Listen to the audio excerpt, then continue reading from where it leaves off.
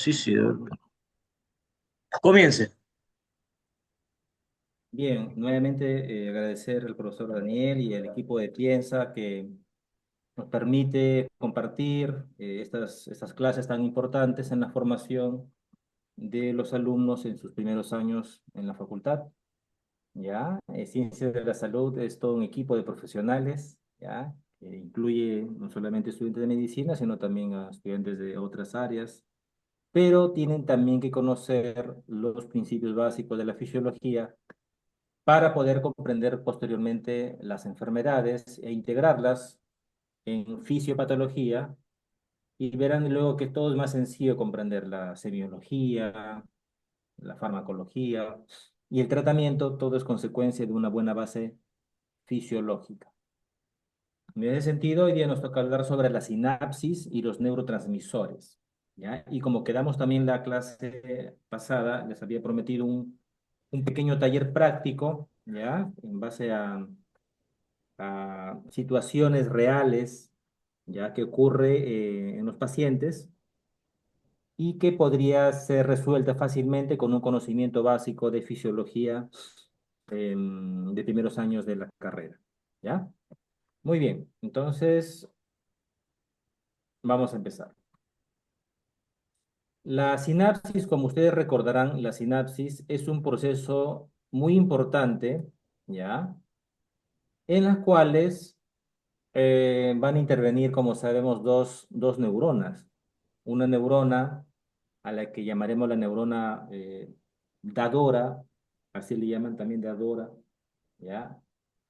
Y una neurona llamada receptora, ¿ya? Porque como algunos de repente tienen una idea básica, lo que ocurre en la sinapsis es que la neurona, la primera neurona o neurona dadora, brinda, aporta, da un neurotransmisor, el cual viaja de la primera a la segunda neurona, a la receptora, ¿ya? Esa sinapsis que usted conoce, que se lleva a cabo en casi todos los órganos del sistema nervioso, es la famosa sinapsis química, ¿ya?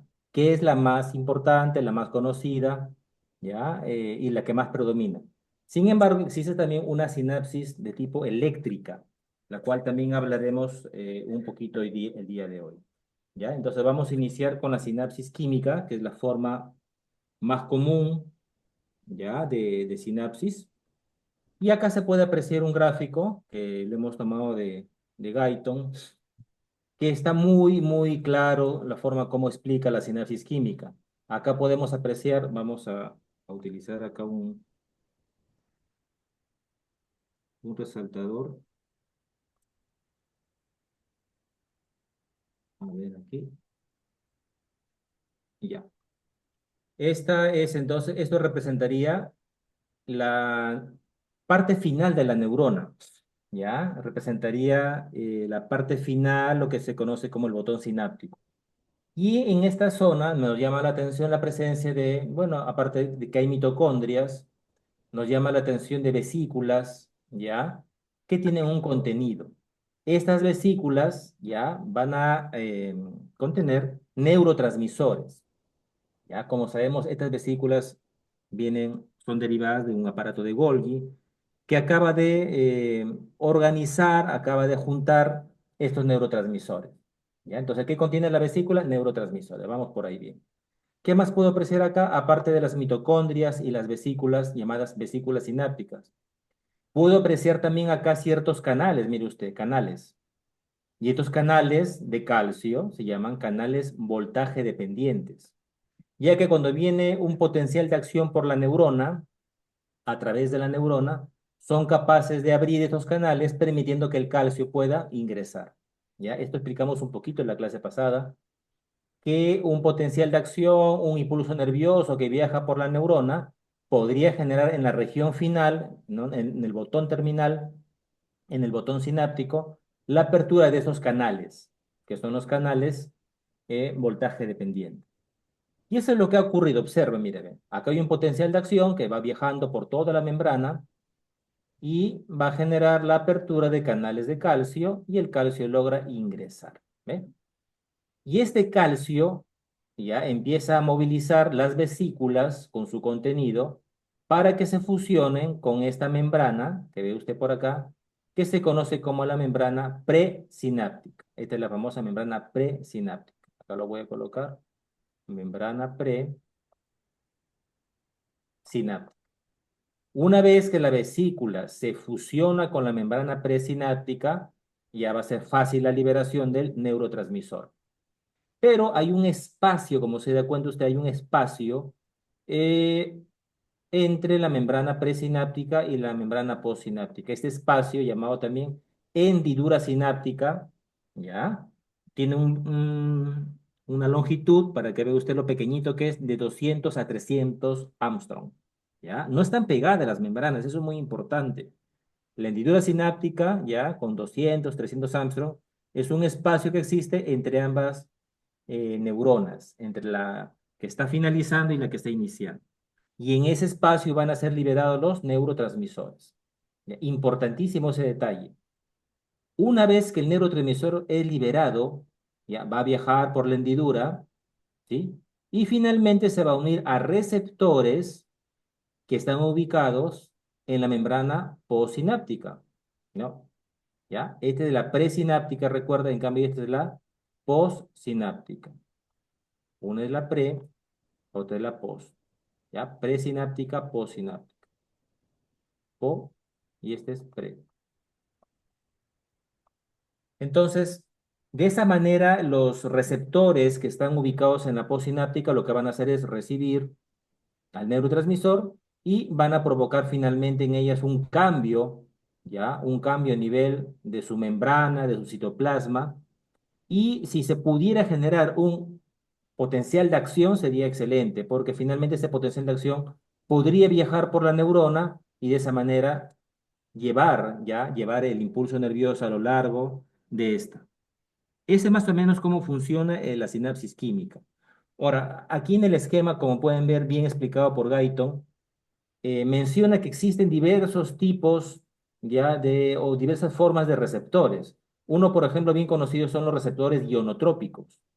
Los receptores ionotrópicos lo que hacen es unirse a este neurotransmisor e inmediatamente se abre permitiendo que ingrese un ion. Puede ser sodio, puede ser potasio, de repente puede ser cloro, no lo sé. Pero son receptores ionotrópicos, ¿ve? Porque van a permitir, como pueden ver acá, que ingresen ciertos iones. Cuidado que se confunda. De color moradito son los neurotransmisores. Podría ser de repente glutamato. Se une al receptor ionotrópico. Este, como pueden ver, cambia internamente su configuración y permite que se abra este canal, permitiendo el paso de iones. Por ejemplo, podría ser sodio. En el caso particular que si ingresara sodio va a generar un cambio en el potencial de membrana. Va a generar finalmente que se forme un potencial de acción y que se va a transmitir a lo largo de la neurona. Pero existen otros receptores llamados metabotrópicos o metabotrópicos. Los metabotrópicos tienen una pequeña diferencia, ya que la unión del neurotransmisor, como pueden ver acá, con su receptor metabotrópico, no es que abra tan rápidamente un canal, como ocurre acá, ¿no? Que hay una apertura del canal mismo, no. Acá básicamente lo que se forma es una molécula denominada segundo mensajero. Y este segundo mensajero tiene un montón de efectos. Uno de ellos podría ser que se abran canales también iónicos, canales iónicos. Otro podría ser de repente modificar incluso o hacer cambios a nivel de la producción de proteínas a nivel nuclear. O sea, va a actuar a nivel del núcleo, estimulando de repente la transcripción para producir de repente una proteína determinada en mayor cantidad. En fin, muchas funciones. ¿Ya? Y ahí vamos a aprender más adelante en la clase que estos receptores metabotrópicos, que tienen mucho que ver con los segundos mensajeros, son los relacionados a que, o son aquellos relacionados cuando queremos que se den procesos neuronales que duren. Por ejemplo, quisiera recordar esta clase, doctor, quiero recordarla por un buen tiempo. Y ahí tienes que trabajar con receptores metabotrópicos que están en tus neuronas. ¿Para qué? Porque los segundos mensajeros formados tienen efectos más duraderos, más prolongados. a diferencia de los receptores ionotrópicos, que así como se abren rápidamente, también se cierran. En cambio, el segundo mensajero tiene un efecto más duradero. Esto vamos a explicarlo con más calma, a continuación, ¿ya? Muy bien. Entonces, ya hemos visto una forma general, bien básica, pero importante, de cómo es la sinapsis de tipo química, ¿ya? Es una sinapsis de tipo química. Recordar entonces la importancia de una membrana presináptica, una membrana postsináptica y una hendidura entre ellas que tiene un valor de 200 a 300 años. No olvidar el neurotransmisor, ¿ya? Liberado de la pre y va hacia la post. ¿Ya? Esto es lo que hay que recordar en la sinapsis química. Algo interesante de esta sinapsis química es un principio que se denomina el principio de unidireccionalidad. ¿Qué significa eso? Que como puede haber apreciado usted, el neurotransmisor va por lo general en una sola dirección, de la pre a la post. Así es la forma como viaja, en una sola dirección, por lo general, 99%. ¿Mm? Veremos eso, en cambio, que en la sinapsis de tipo eléctrica no es así. Ahí puede ser de diversas formas el flujo del neurotransmisor. Pero aquí la química se caracteriza, lo dice bien claro Guyton, que es de tipo unidireccional. Y así que recuerde bien ese principio de la unidireccionalidad. Ahora sí, miren, aquí está la sinapsis, por ejemplo, de tipo eléctrica. Ya, vamos a ponerlo por acá. Vamos a utilizar el borradorcito. Ahora sí. Y vamos a ver la sinapsis eléctrica. Miren, la eléctrica tiene una gran diferencia que ya usted se dio cuenta. Miren, que, ajá, la membrana presináptica está bien pegadita a la membrana postsináptica. Otros le conocen como terminal presináptico, terminal postsináptico. Bueno, lo cierto es que la hendidura intercelular, el espacio entre las membranas, es más cortito, mire usted, de 20 a 40 Armstrong. ¿Se acuerda el otro cuánto era? Era grande, ¿no? De 200 a 300. Acá, en cambio, es más cortito. ¿Qué más? Existe unas proteínas, ya, a modo de canales, que van a permitir justamente la comunicación estrecha, mire, ve, entre la membrana pre y la membrana post. Estos canales se les conoce como canales de uniones en hendidura.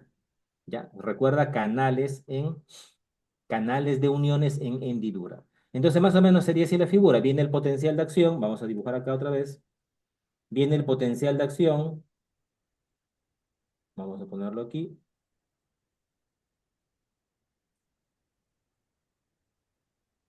Como pueden ver acá, el potencial de acción lo que va a ser lo mismo, la liberación de los neurotransmisores. Y estos neurotransmisores pueden, mire usted, viajar de la membrana presináptica a la postsináptica. Acá también hay otro, mire, ve, ahí está, listo. Pero este mismo canal de unión puede permitir el regreso, mire, ve, de esta a la anterior, o sea, de la post a la pre. Interesante. ¿Ya? Doctor, ¿y eso tiene alguna importancia? ¿De repente podría generar una mayor comunicación entre las neuronas? Sí, eso es muy importante que lo menciones.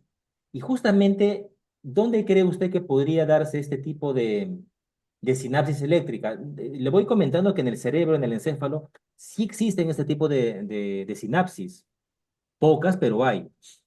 Pero existen otros órganos, ¿ya? Que debido a la naturaleza de cómo funcionan, tienen bastantes sinapsis eléctricas, increíble, ¿ya? En la que el neurotransmisor podría viajar de un lugar a otro. ¿Sabe a qué me estoy refiriendo? Me estoy refiriendo aquí. Tú lo conoces, mira, ve. Aquí está. El tejido muscular cardíaco y el tejido muscular liso. Importante conocer eso, que las sinapsis eléctricas podría estar presente no solo en el encéfalo, en un pequeño porcentaje, sino también podría estar, mira, ve, y de hecho que lo está en el tejido muscular cardíaco y el tejido muscular liso. Y acá está el esquema que me dice que es de tipo bidireccional, en ambas direcciones. ¿Ya? Muy bien, entonces con eso ya tenemos una diferencia clara entre la sinapsis química, que es la más común, y la sinapsis eléctrica. ¿Ya? Ahora sí. Y uno se pone a pensar y dice, ¿cuáles son estas acciones, ya, del neurotransmisor una vez que llega a la membrana de la neurona postsináptica? Ya te había comentado un poquito sobre ello. Y habían dos grandes efectos, dos grandes respuestas. Una, acá está, ¿ve? Que es la activación directa de los canales iónicos. O sea, el canal iónico sirve, mire, ve, para que entren estos iones, ¿ya? En este caso podría ingresar desde la zona extracelular a la zona intracelular, pero para que eso ocurra tiene que abrirse el canal, pues. Y para que el canal se abra, tiene que unirse primero al neurotransmisor. Es más, acá se nota claramente, lo voy a señalar acá para que usted pueda ver. Mire, aquí se nota claramente el receptor, miren, clarísimo, miren, acá lo estoy señalando. Este es el receptor para el neurotransmisor. Entonces el neurotransmisor se une y permite que el diámetro del canal se vaya poco a poco aperturando. Y eso permite que ingresen justamente los iones. Vuelvo a repetir, podría ser sodio, podría ser potasio, de repente podría ser cloro, no lo sé. Pero esto es lo que ocurre. ¿Se acuerda cómo se llama este tipo de receptores que tenían su función básicamente unirse al neurotransmisor y permitir el paso de iones? Es el receptor ionotrópico. Acá lo pongo. Ionotrópico. No se olvide, receptor ionotrópico. Importantísimo. Acá, por ejemplo, te puse como ejemplo de receptor ionotrópico al receptor, por ejemplo, de glutamato. ¿Ya? El glutamato es liberado de la membrana presináptica, ya sabe usted el proceso, viaja por la hendidura, ¿ya? Y se une a estos receptores que están acá, que se llaman receptores de glutamato, pues. Existen dos tipos de receptores de glutamato, el NMDA, ¿ya? Recuérdalo bien, NMDA, y el famoso receptor AMPA, ¿ya? Vaya familiarizándose con estas siglas. Por ahora, estamos empezando recién los cursos, nos vamos a memorizar los receptores, NMDA, otro se llama receptor AMPA. ¿Ya? ¿Para qué sirven? Para recibir al glutamato de otras neuronas. Y una vez que el receptor NMDA o AMPA, dependiendo, hay varios tipos, se une al glutamato, permite que el sodio empiece a ingresar. Ahí se nota claramente cómo el sodio ingresa. Hay un flujo de iones, un flujo específicamente de sodio. ¿Ya? En este caso particular que hemos explicado ahorita, en este caso particular que permite el paso de iones, podemos dar el apellido. Es decir, es un receptor ionotrópico de tipo catiónico. Así se llama, receptor ionotrópico catiónico. ¿Por qué catiónico? Porque está dejando pasar cationes, pues en este caso fue sodio, pero también podría ser potasio, también podría ser calcio. ¿Ves? Pero existen también receptores ionotrópicos de tipo aniónicos, es decir, van a permitir el flujo de cloro. ¿Ya ve? Ahí está la diferencia. Entonces, los receptores, recuerda, ionotrópicos, pueden ser para cationes o para aniones. No olvide que la unión del neurotransmisor, en este caso, el neurotransmisor, ¿quién es? El glutamato, con su receptor respectivo, lo que va a provocar es el ingreso del ion específico, pero también inmediatamente se puede cerrar. En el caso del potasio, su cierre es un poco más lento, como de repente ya lo explicaron. Pero en el caso del sodio, ni abre y se cierra, ¿ya? El potasio todavía se mantiene un poquito abierto, ¿ya? Muy bien, entonces ya tenemos la importancia de los receptores ionotrópicos, ¿ya? Vamos a poner por acá unos pequeños detalles. Ahí está. Un neurotransmisor que es capaz de abrir canales catiónicos, como en este caso, ¿ya? Debido a que cuando el catión, específicamente el sodio, por ejemplo, provoca un potencial de acción, provoca finalmente un efecto de tipo positivo, se le conoce también como neurotransmisor de tipo excitador. Entonces, el glutamato, como pueden darse cuenta, es un neurotransmisor de tipo excitador, sí, cumple con la regla del excitador. ¿Por qué? Porque abre los canales de ionotrópicos, específicamente para el sodio, y finalmente provoca un cambio en la polaridad de la membrana y un potencial de acción respectivo. Por eso se le llama neurotransmisor excitador.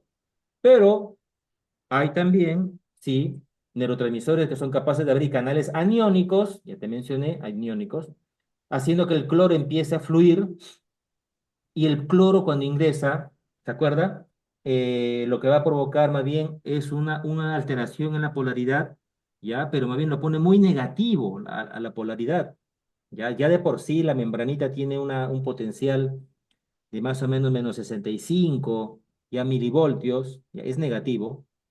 Cuando entra, por ejemplo, o hace juego el neurotransmisor excitador, de menos 65 va haciéndose más positivo. Menos 65, menos 60, menos 55, menos 45, ¿ve? Con tendencia. Y eso provoca finalmente esta despolarización, un efecto. En cambio, el receptor de tipo, o el neurotransmisor de tipo inhibidor, porque permite que ingresen, por ejemplo, aniones como el cloro, más bien lo pone más negativo la membrana. De lo que estaba a menos 65 lo pone ahora a menos 70, menos 75, menos 85. Este estado, como recordarás, se conoce como estado de hiperpolarización. ¿Mm? Y la hiperpolarización la vuelve a la neurona insensible, ya no transmite nada, ya se queda bloqueada, ya, a dormir. ¿Ya? Entonces no se olvide, los neurotransmisores, ¿ya? Que abren canales catiónicos son los excitadores y los neurotransmisores que abren canales aniónicos son los inhibidores. Acuérdate al menos del sodio y del cloro. Sodio excitador, cloro inhibidor, ¿ya? De una forma práctica. Acá está lo que había comentado. Recuerde que estos canales, ¿ya? Los ionotrópicos, recuerda bien estos receptores, se cierran nuevamente en una forma rápida en milisegundos. ¿Ya? Muy bien. Ahora viene algo muy interesante, porque te dije que habían receptores ionotrópicos, pero también había receptores metabotrópicos. Y el receptor metabotrópico tiene una forma muy bonita de actuar, y te había comentado incluso también que tiene efectos más duraderos. Efectos más duraderos. A ver qué dice por acá. Entonces, ¿cómo se estimularían los receptores metabotrópicos? Sí, ahorita voy a explicar sobre los metabotrópicos. Profe, el potasio también entraría. En el caso del potasio tiene una peculiaridad que podría darse su salida, ¿ya? En el caso del potasio. Y ahí tiene mucho que ver la gradiente, un término muy importante que hay que ir familiarizándonos. Porque en el caso del potasio, por ejemplo, ya recuerde que tiene una mayor concentración dentro de la célula. Entonces su canal permitiría más bien su salida, su salida. En el caso del sodio es la entrada porque ¿dónde hay más sodio, se acuerda? Afuera de la célula, ¿ya? Hay que respetar siempre la gradiente. Si vas a ir en contra de la gradiente, ¿ya? Si vas a ir en contra de la gradiente, tendrías que utilizar pues para este flujo de iones, bombas, ¿ya? Pero por ahora no estamos usando bombas, simplemente estamos aperturando canales, ¿ya? Y eso permite la entrada o salida de ciertos iones, ¿ya? En el caso del sodio, recuerde su entrada, y en el caso del potasio, su salida. Del cloro, por ejemplo, ¿cuál sería? Para eso primero tendrías que preguntar, doctor, ¿y el cloro dónde más abunda? Abunda más afuera, pues, por lo tanto entraría, ¿ya? Muy bien, excelente. El clorito. Bien, muy bien. Vamos por acá ahora. Ahora voy a explicarte entonces los metabotrópicos. Esto es una maravilla. Ya de principio pensar en un receptor metabotrópico me suena complejo, pero a la vez bonito. Recuerde que lo complejo hay que tratar de explicarlo con calma, ¿ya? Si no, estaríamos incumpliendo, ¿no? Lo que hemos prometido al inicio, ¿no? Que es explicar con detalle los procesos fisiológicos para poder entenderlo. Y definitivamente los receptores metabotrópicos son muy, muy hermosos. Atención, agárrate fuerte, ahí va. Miren, el receptor metabotrópico, en este caso, ¿dónde estaría el receptor metabotrópico? Acá está, mira. Ahorita lo voy a señalar. Ahí está. Este es el receptor metabotrópico de color amarillito. Pero hay que ubicarnos primero en este dibujito, también tomado de Gaito. Esto representa, como puede ver acá, a mí sigue la flechita que estoy haciendo acá el puntero. Esto representa toda la membrana, ¿ya? Posináptica, por supuesto, muy bien, posináptica, claro que sí. Esto representa la posináptica y en la posináptica encontramos estos receptores metabotrópicos, que en realidad pues son proteínas, ¿ya? Con función receptora, pero ahí viene lo más importante, que están muy relacionados con unas proteínas que se encuentran más abajo de ella. No las puedes ver obviamente por la parte de afuera, porque se encuentran inmediatamente por debajo de la membrana citoplasmática, de la membrana celular. Y estas proteínas que están subyacentes, como puede ver acá, una de las más conocidas es la famosa proteína G, recibe su nombre porque para que esta proteína haga su trabajo, necesita de la guanina, ¿ya? De la guanina. Y la guanina, bien, empieza con G, pues, ¿no? Por eso los fisiólogos le llamaron la proteína G, ¿ya? Entonces, una vez que se une el receptor, ¿ya? Con el neurotransmisor X, va a provocar un cambio, mire usted, en la proteína G. Voy a explicar con detalle en un ratito, por mero una vista general. Entonces, la unión de la sustancia neurotransmisora con el receptor metabotrópico ya va a finalmente provocar un cambio en la estructura de la proteína G, que se nota claramente que ha cambiado la proteína. Ahorita lo explico con detalle, espérate. Y ese cambio de la proteína G hace que se libere de lo que estaba anclada, mire usted, en la membrana, en la proteína receptora, se libere. Y una vez que la proteína G está liberada, ya cumple diversas funciones. Ahí está lo maravilloso, efecto pleiotrópico, porque cumple muchas funciones. Por ejemplo, miren acá, el efecto uno, lo que ha provocado es que se abran canales de calcio. Y ahí está claramente el potasio, su flujo, mire, el potasio no está entrando, el potasio está saliendo. Ya sabes por qué, porque dentro del citoplasma, recuerda esto que está de celestito, representa el citoplasma. En el citoplasma hay mayor gradiente, mayor concentración de potasio. Y miren, el potasio no pierde tiempo, sale. ¿Qué hizo que el potasio salga? La apertura de ese canal de potasio. Pero para que se abra ese canal de potasio tuvo que haber una ayudita de la proteína G que tiene que estar activada. ¿Y quién provocó su activación finalmente? El neurotransmisor, ¿ya ve? Este es un ejemplito nada más. Entonces, una de las tareas de la proteína G activada, es que abra canales. Y acá se ve claramente un ejemplo del potasio. Otra tarea, ya también muy importante, es que la proteína G activa, lo que va a hacer es estimular a ciertas enzimas que están en la membrana. Y estas enzimas, una vez activas, lo que hacen es transformar moléculas como el ATP en AMP cíclico. Y bien es conocido que el AMP cíclico es un mensajero intracelular superactivo que hace un montón de actividades que poco a poco vamos a ir viendo. O también podría ser la transformación ya del guanosin trifosfato en guanosin monofosfato cíclico, de GTP a GMP cíclico, o cualquiera de los dos. Va a depender de la enzima que está en la membrana. ¿Mm? Estas sustancias o estas moléculas, lo voy a señalar acá, este de acá, míreme. Tanto el AMP cíclico como el GMP cíclico son moléculas hiperactivas dentro de la célula, hacen un montón de actividades, con efectos incluso que duran muchos, desde minutos hasta segundos, hasta meses podría durar. Ya interesante la acción de esas moléculas. Pero para poder producir estas moléculas, como el AMP cíclico y el GMP cíclico, necesito activar la enzima. Pero para que se active la enzima necesito una proteína G liberada, activa, en el citoplasma. Y para que eso ocurra, para que se libere, tiene que estar en el neurotransmisor, pues. ¿Mm?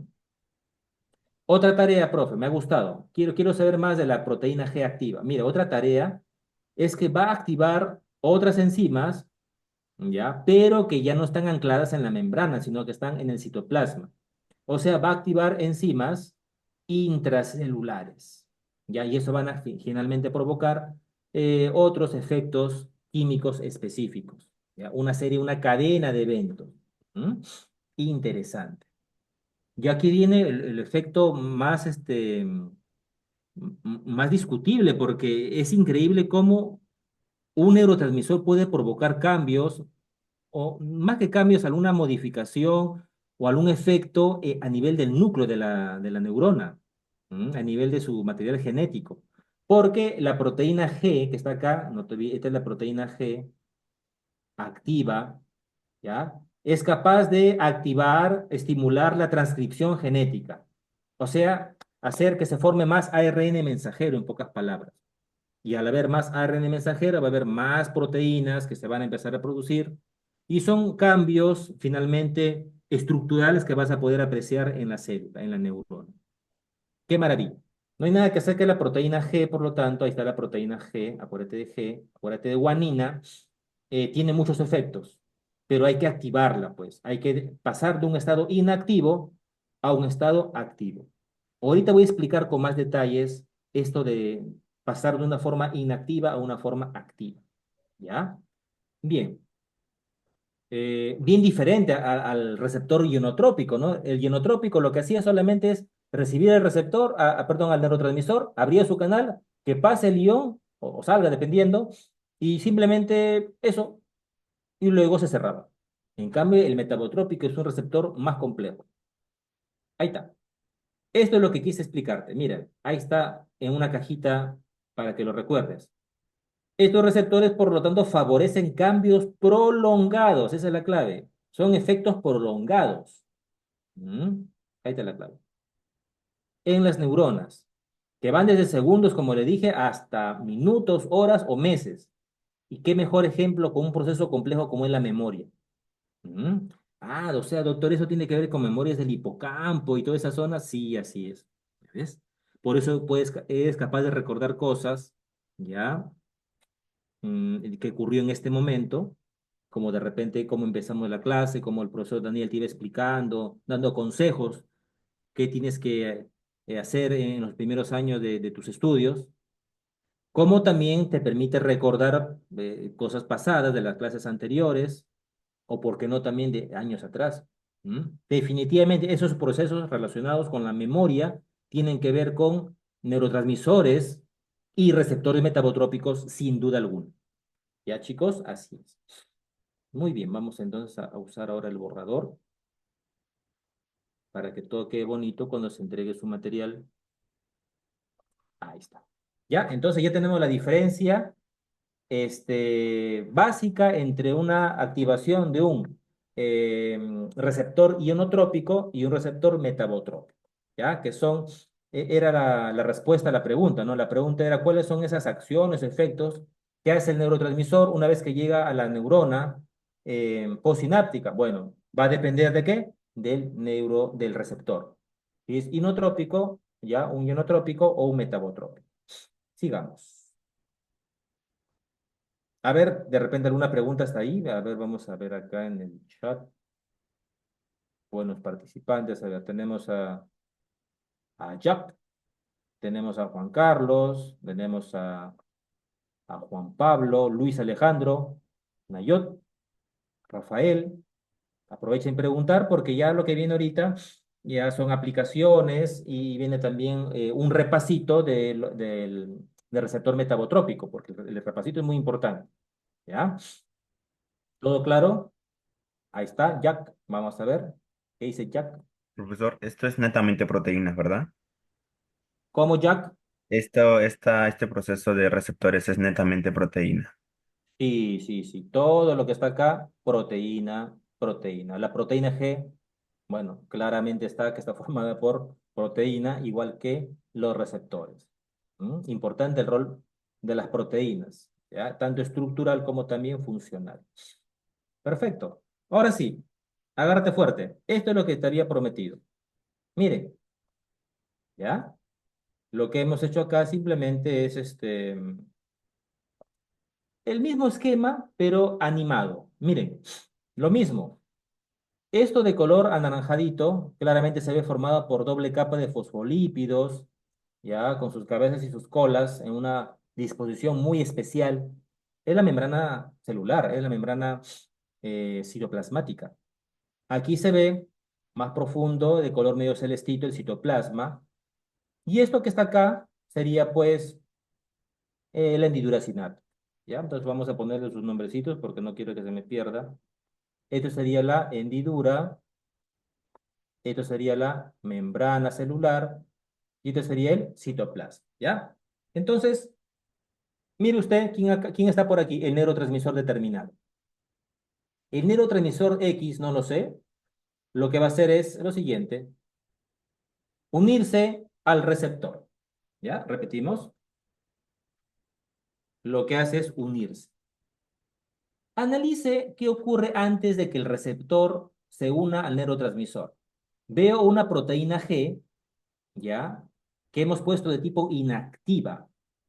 ¿Cómo sé que la proteína G está inactiva? Hay tres cosas. Primero, sé que está inactiva porque está anclada, unida al receptor metabotrópico. Claramente se nota que están ahí pegadas, siempre por debajo de él. ¿Ya? Segundo, veo que tiene esta proteína G tres, vamos a decirle, subunidades. Una grandota, que es la subunidad alfa, que ya la estás viendo, y dos pequeñas, que es la subunidad gamma y la subunidad beta. ¿Ya ve? Y tercero y más importante, pregunta de examen podría ser la presencia de guanosin difosfato. Guanosin, tiene guanina. Ah, por eso se llaman la proteína G, pues porque tiene guanina. ¿Ya? Entonces recuerda, guanosin difosfato. La presencia de guanosin difosfato unido, pegado, anclado a la proteína G, la inactiva. La inactiva, recuérdelo bien. ¿Ya? Entonces repasamos. ¿Cómo sé que la proteína G está inactiva? Primero, está pegada al receptor metabotrópico. Segundo, tiene tres componentes. El más grande, la subunidad alfa, y las pequeñas, gamma y beta. Y el más importante que se encuentra unido al guanosin difosfato, que acá está de color verdecito, en su forma como un pequeño hexágono. ¿Ya? Listo. Ahora sí, vamos a hacer que se una. Venga para acá, neurotransmisor, ya está. Entonces, el neurotransmisor se une con su receptor metabotrópico y mira lo que provoca. Mira, repetimos. ¿Quién está que se libera? Está que se suelta, que se libera el guanosin difosfato. Pero automáticamente su lugar es ocupado por un guanosin trifosfato. Repetimos. La unión del neurotransmisor con el receptor metabotrópico ha provocado un cambio en la proteína G, de tal manera que permite su liberación del guanosin difosfato, pero recibe a un guanosin trifosfato. Qué interesante. Y este guanosin trifosfato cambia todo.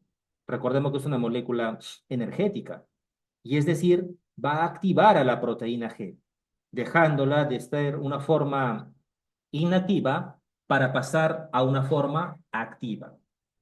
Entonces, al estar activa la proteína G, lo que hace es liberarse. Vamos a borrar aquí estas siglas. Ahí está. Lo que hace entonces ahora la proteína G es liberarse. Mira, se libera la subregión o subunidad gamma, se libera la región o subunidad beta, y ahora el complejo proteína G, específicamente subunidad alfa, unida al guanosin trifosfato, que es prácticamente la forma activa, ¿no? La forma activa de esta proteína G, hace los cuatro efectos que te mencioné, ¿se acuerda? Activaba canales, ¿se acuerda? Activaba enzimas, tanto de membrana como también citoplasmáticas, y también, por supuesto, activaba la transcripción a nivel del núcleo. Pero tiene que estar así, tiene que estar con su GTP, con el guanosin trifosfato unido a la subunidad alfa, y hace los efectos que ya hemos dicho. No se olvide que son efectos de tipo prolongados. ¿Qué te parece? ¿Mm? Muy bien, vamos a hacer un repasito, por supuesto. Acá hay una pregunta en el chat. A ver qué dice aquí. ¿Qué dice Nayot? Profe, si podría explicar cómo se activa de esa parte del dibujo. Claro, por supuesto, por supuesto. Ahorita vamos a hacer el repasito. Para eso, entonces, tenemos que regresar desde que el neurotransmisor está todavía sin unirse al receptor. Entonces, en cámara lenta. El neurotransmisor que pueden ver aquí, que estoy señalando con la flechita, está ahorita en la hendidura, está en la hendidura, todavía no se une, ¿ya? Ya se va a unir, ahí viene. La unión del neurotransmisor con el receptor metabotrópico permite que se libere, así como lo escuchas, que se libere el guanosin difosfato de la subunidad alfa, pero acepte al guanosin trifosfato con la misma subunidad. Simplemente es te vas, pero entra otro. Y de esta manera se logra la activación de la proteína G. Es claro que el guanosin trifosfato, al tener tres fosfatos, es más activo, por supuesto, es una molécula energética. Y de esta manera se logra la liberación de las subunidades gamma, la subunidad beta, y queda pues una subunidad alfa de la proteína G activa, unida, anclada al guanosin trifosfato. Esta es la proteína G activa, libre. Mire usted, libre del receptor metabotrópico, libre, tiene citoplasma prácticamente, porque tiene que hacer muchas tareas, que ya te sabes cuáles son esas cuatro acciones, ¿no? Los efectos prolongados de la proteína G activa. Pero obviamente yo estoy seguro que usted está pensando ya, vamos a ver, acá hay, ya, no se preocupen, Nayot. Está pensando, ¿y cómo vuelve a la normalidad la proteína G? Es decir, ¿cómo pasaría su estado otra vez de tipo inactivo? Habría que regresar todo, claro. Justamente lo que ocurre aquí es que la proteína G, exactamente la subunidad alfa, ¿ya? Tiene una tarea también de poder hidrolizar, romper, degradar al guanosin trifosfato. O sea, no creas que esta unión es perenne, pues, porque la subunidad alfa también se comporta como una enzima que puede degradar, que puede romper, hidrolizar al GTP. Es decir, la va a separar, convirtiéndola otra vez en ¿qué? En GDP, liberando un fosforito. ¿Mm? Y se repite el ciclo. Y otra vez la subunidad gamma y la subunidad beta regresan y otra vez vuelven a anclarse al receptor metabotrópico de la membrana. Es decir, regresa todo a la normalidad, ¿ya? A su forma inactiva. Claro, porque todo tiene que estar en equilibrio. Imagínense que esté siempre activa. Tampoco vamos a hacer muchos efectos, ¿no? Justo esta pregunta se hizo el joven. ¿Cuándo se inactiva la proteína G? Y lo que te acabo de explicar simplemente está aquí, textualito. ¿Por qué lo puse? Porque podría ser una pregunta de examen. Mira, textual, la inactivación de la proteína G, ya sabes, inactiva, tiene lugar cuando el guanosin trifosfato, ¿te acuerdas? Este de acá, unido a la subunidad alfa, se hidroliza para formar nuevamente el verde, ¿se acuerda? El guanosin difosfato. Esta acción lo hace ¿quién? La subunidad alfa. Y luego regresan, ya hemos explicado, las subunidades gamma, regresa la subunidad beta y vuelvan a anclarse este complejo al receptor a esperar que venga otro neurotransmisor. Una maravilla, ¿no? Muy bien, chicos, excelente. Esta es la parte que quería explicarlo con detalle, ya con su animación como corresponde, porque esta es la parte que tiene usted que entenderla, ¿ya? Porque proteína G vas a escuchar, vas a leer a cada rato, créeme, a cada rato, un montón de efectos vas a ver sobre medicamentos, sobre enfermedades, sobre fármacos, ya procesos fisiológicos, y dice, es una molécula relacionada con la proteína G. Ya sabes cómo funciona entonces, ya sabes cómo funciona. Si no lo aprendes hoy día, va a ser, créame, bien difícil que lo aprendas más adelante, ya, porque tienes otras cosas que estudiar, que leer también. Así es, todo tiene un momento. Y hoy día es el momento de la fisiología. ¿Ya? Así es, muchachos. Muy bien, sigamos. Bueno, esto ya lo hemos explicado. ¿Cuáles son los efectos de la proteína G activa, ya está bien claro, en el citoplasma? Ya hemos dicho ya. ¿De acuerdo? A ver, repasamos los efectos. Uno, apertura de canales iónicos, no se olvide, en la membrana postsináptica. Incluso pusimos el ejemplo del potasio, ¿se acuerda? Claro que sí. No olvide, puede activar al AMP cíclico o al GMP cíclico. Mm, Perfecto. Puede activar también enzimas que están en el citoplasma, ¿ya? Y ahí viene la parte más bonita.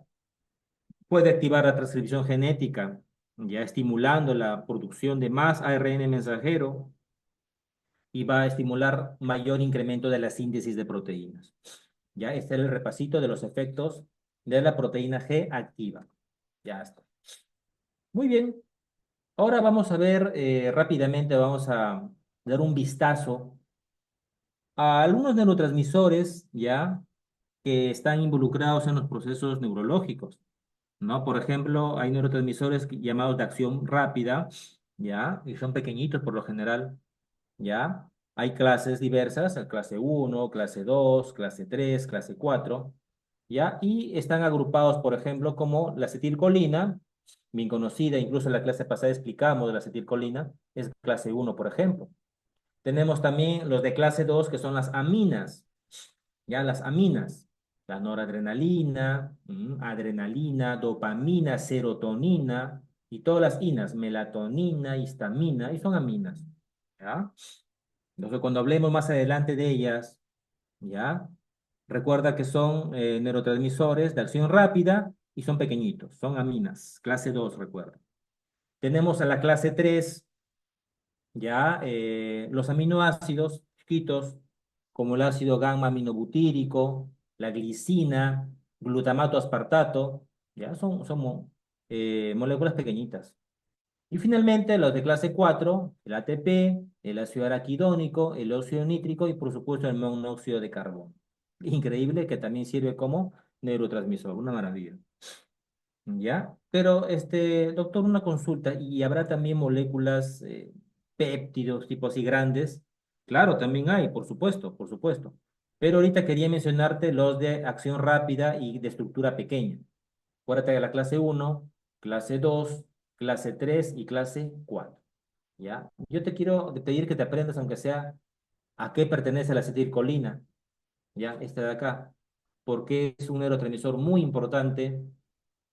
Ahí está la acetilcolina que tienes que saber bien cómo, a qué pertenece, su estructura, al menos la estructura química, ¿ya? Y todo lo relacionado con la acetilcolina, ¿ya? Lo vimos incluso en la clase pasada, ¿se acuerda cómo tenía un efecto tan importante en la contracción muscular?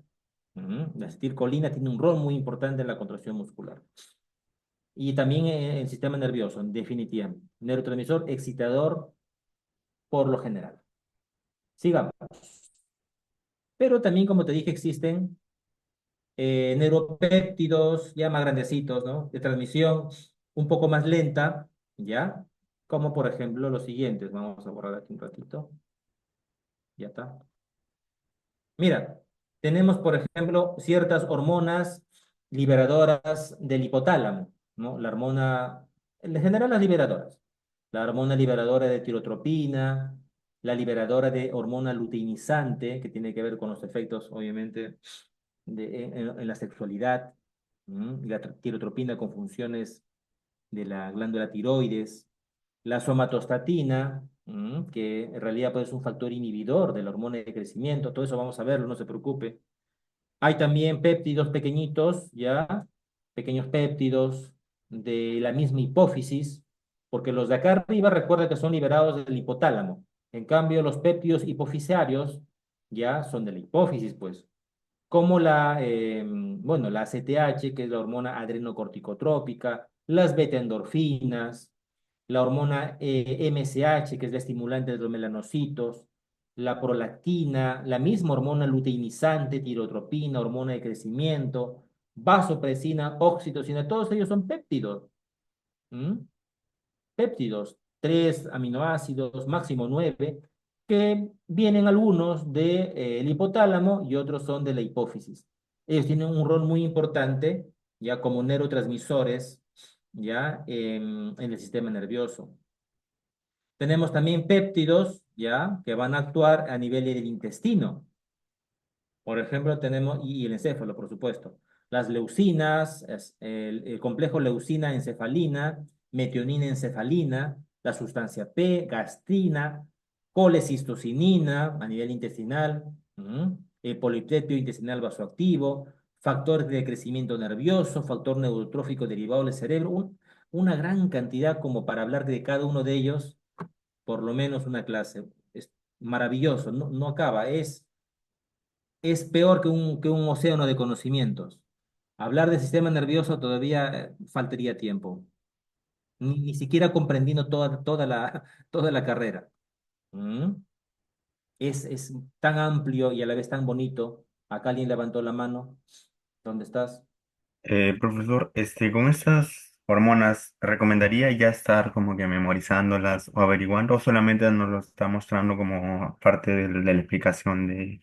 Solamente, sí, muy buena pregunta. Solamente para que tengan una idea, más o menos saber que existen un montón de neurotransmisores, ¿ya?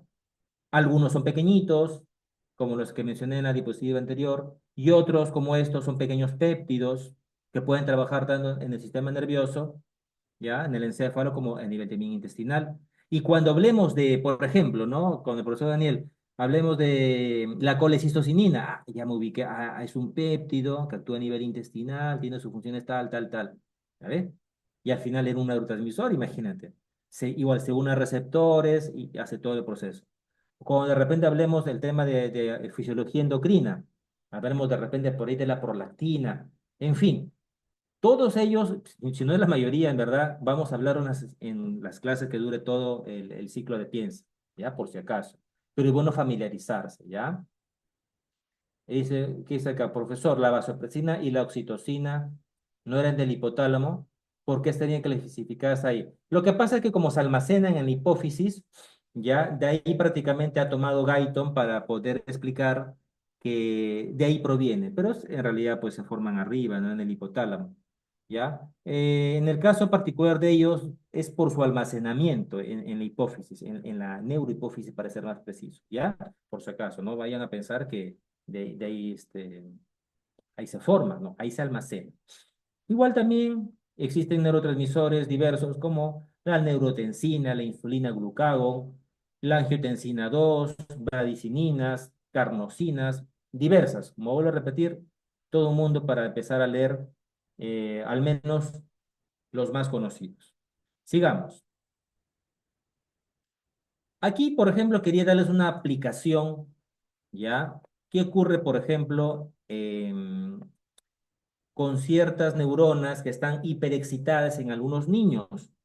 Existen niñitos que tienen una condición genética en la que hay un estado de hiperexcitación, hiperestimulación neuronal. Doctor, ¿me está diciendo que hay un neurotransmisor de repente que está hiperactivo? Algo así. Por ejemplo, mira, esto representa la membrana presináptica, esto representa la membrana postsináptica. Mire, exagerado la hendidura sináptica enorme, mira, ve, 200 Armstrong acá. Acá está una vesícula, ¿ya? Con su neurotransmisor. Específicamente quise colocarte los glutamatos, que he representado como triangulitos, los glutamatos, ¿ya? Glutamatos, neurotransmisor excitador de primera en el sistema nervioso, recuérdalo bien, neurotransmisor excitador. ¿Mm? Y miren cómo es una membrana postsináptica, tranquila, con sus cargas positivas por fuera y sus cargas negativas por dentro, ya sabes, por predominio de ciertos catones como el sodio. Y esto se conoce como un estado de polarización o potencial electroquímico de tranquilidad. Es decir, la membrana postsináptica se encuentra polarizada, positivo por fuera, negativo por dentro. Este es un potencial tranquilo, no hay nada de acción ni nada. Ahorita viene la acción, espérate. Ahí viene. Mira, ahí está un receptor de la post. En este caso he puesto un receptor para glutamato. Podría ser un AMPA o un NMDA. Bueno, y lo cierto es que mira quién está llegando por aquí. Ya lo viste. Ahí está claramente señalando, mira la flechita. Este es un potencial de acción, es un impulso nervioso que acaba de llegar. ¿Ya? Y no olvide lo que bien se explicó en clases pasadas. Este impulso nervioso, este potencial de acción que viaja por la membrana, en realidad pues significa entrada de sodio, que viaja a lo largo de toda la membrana.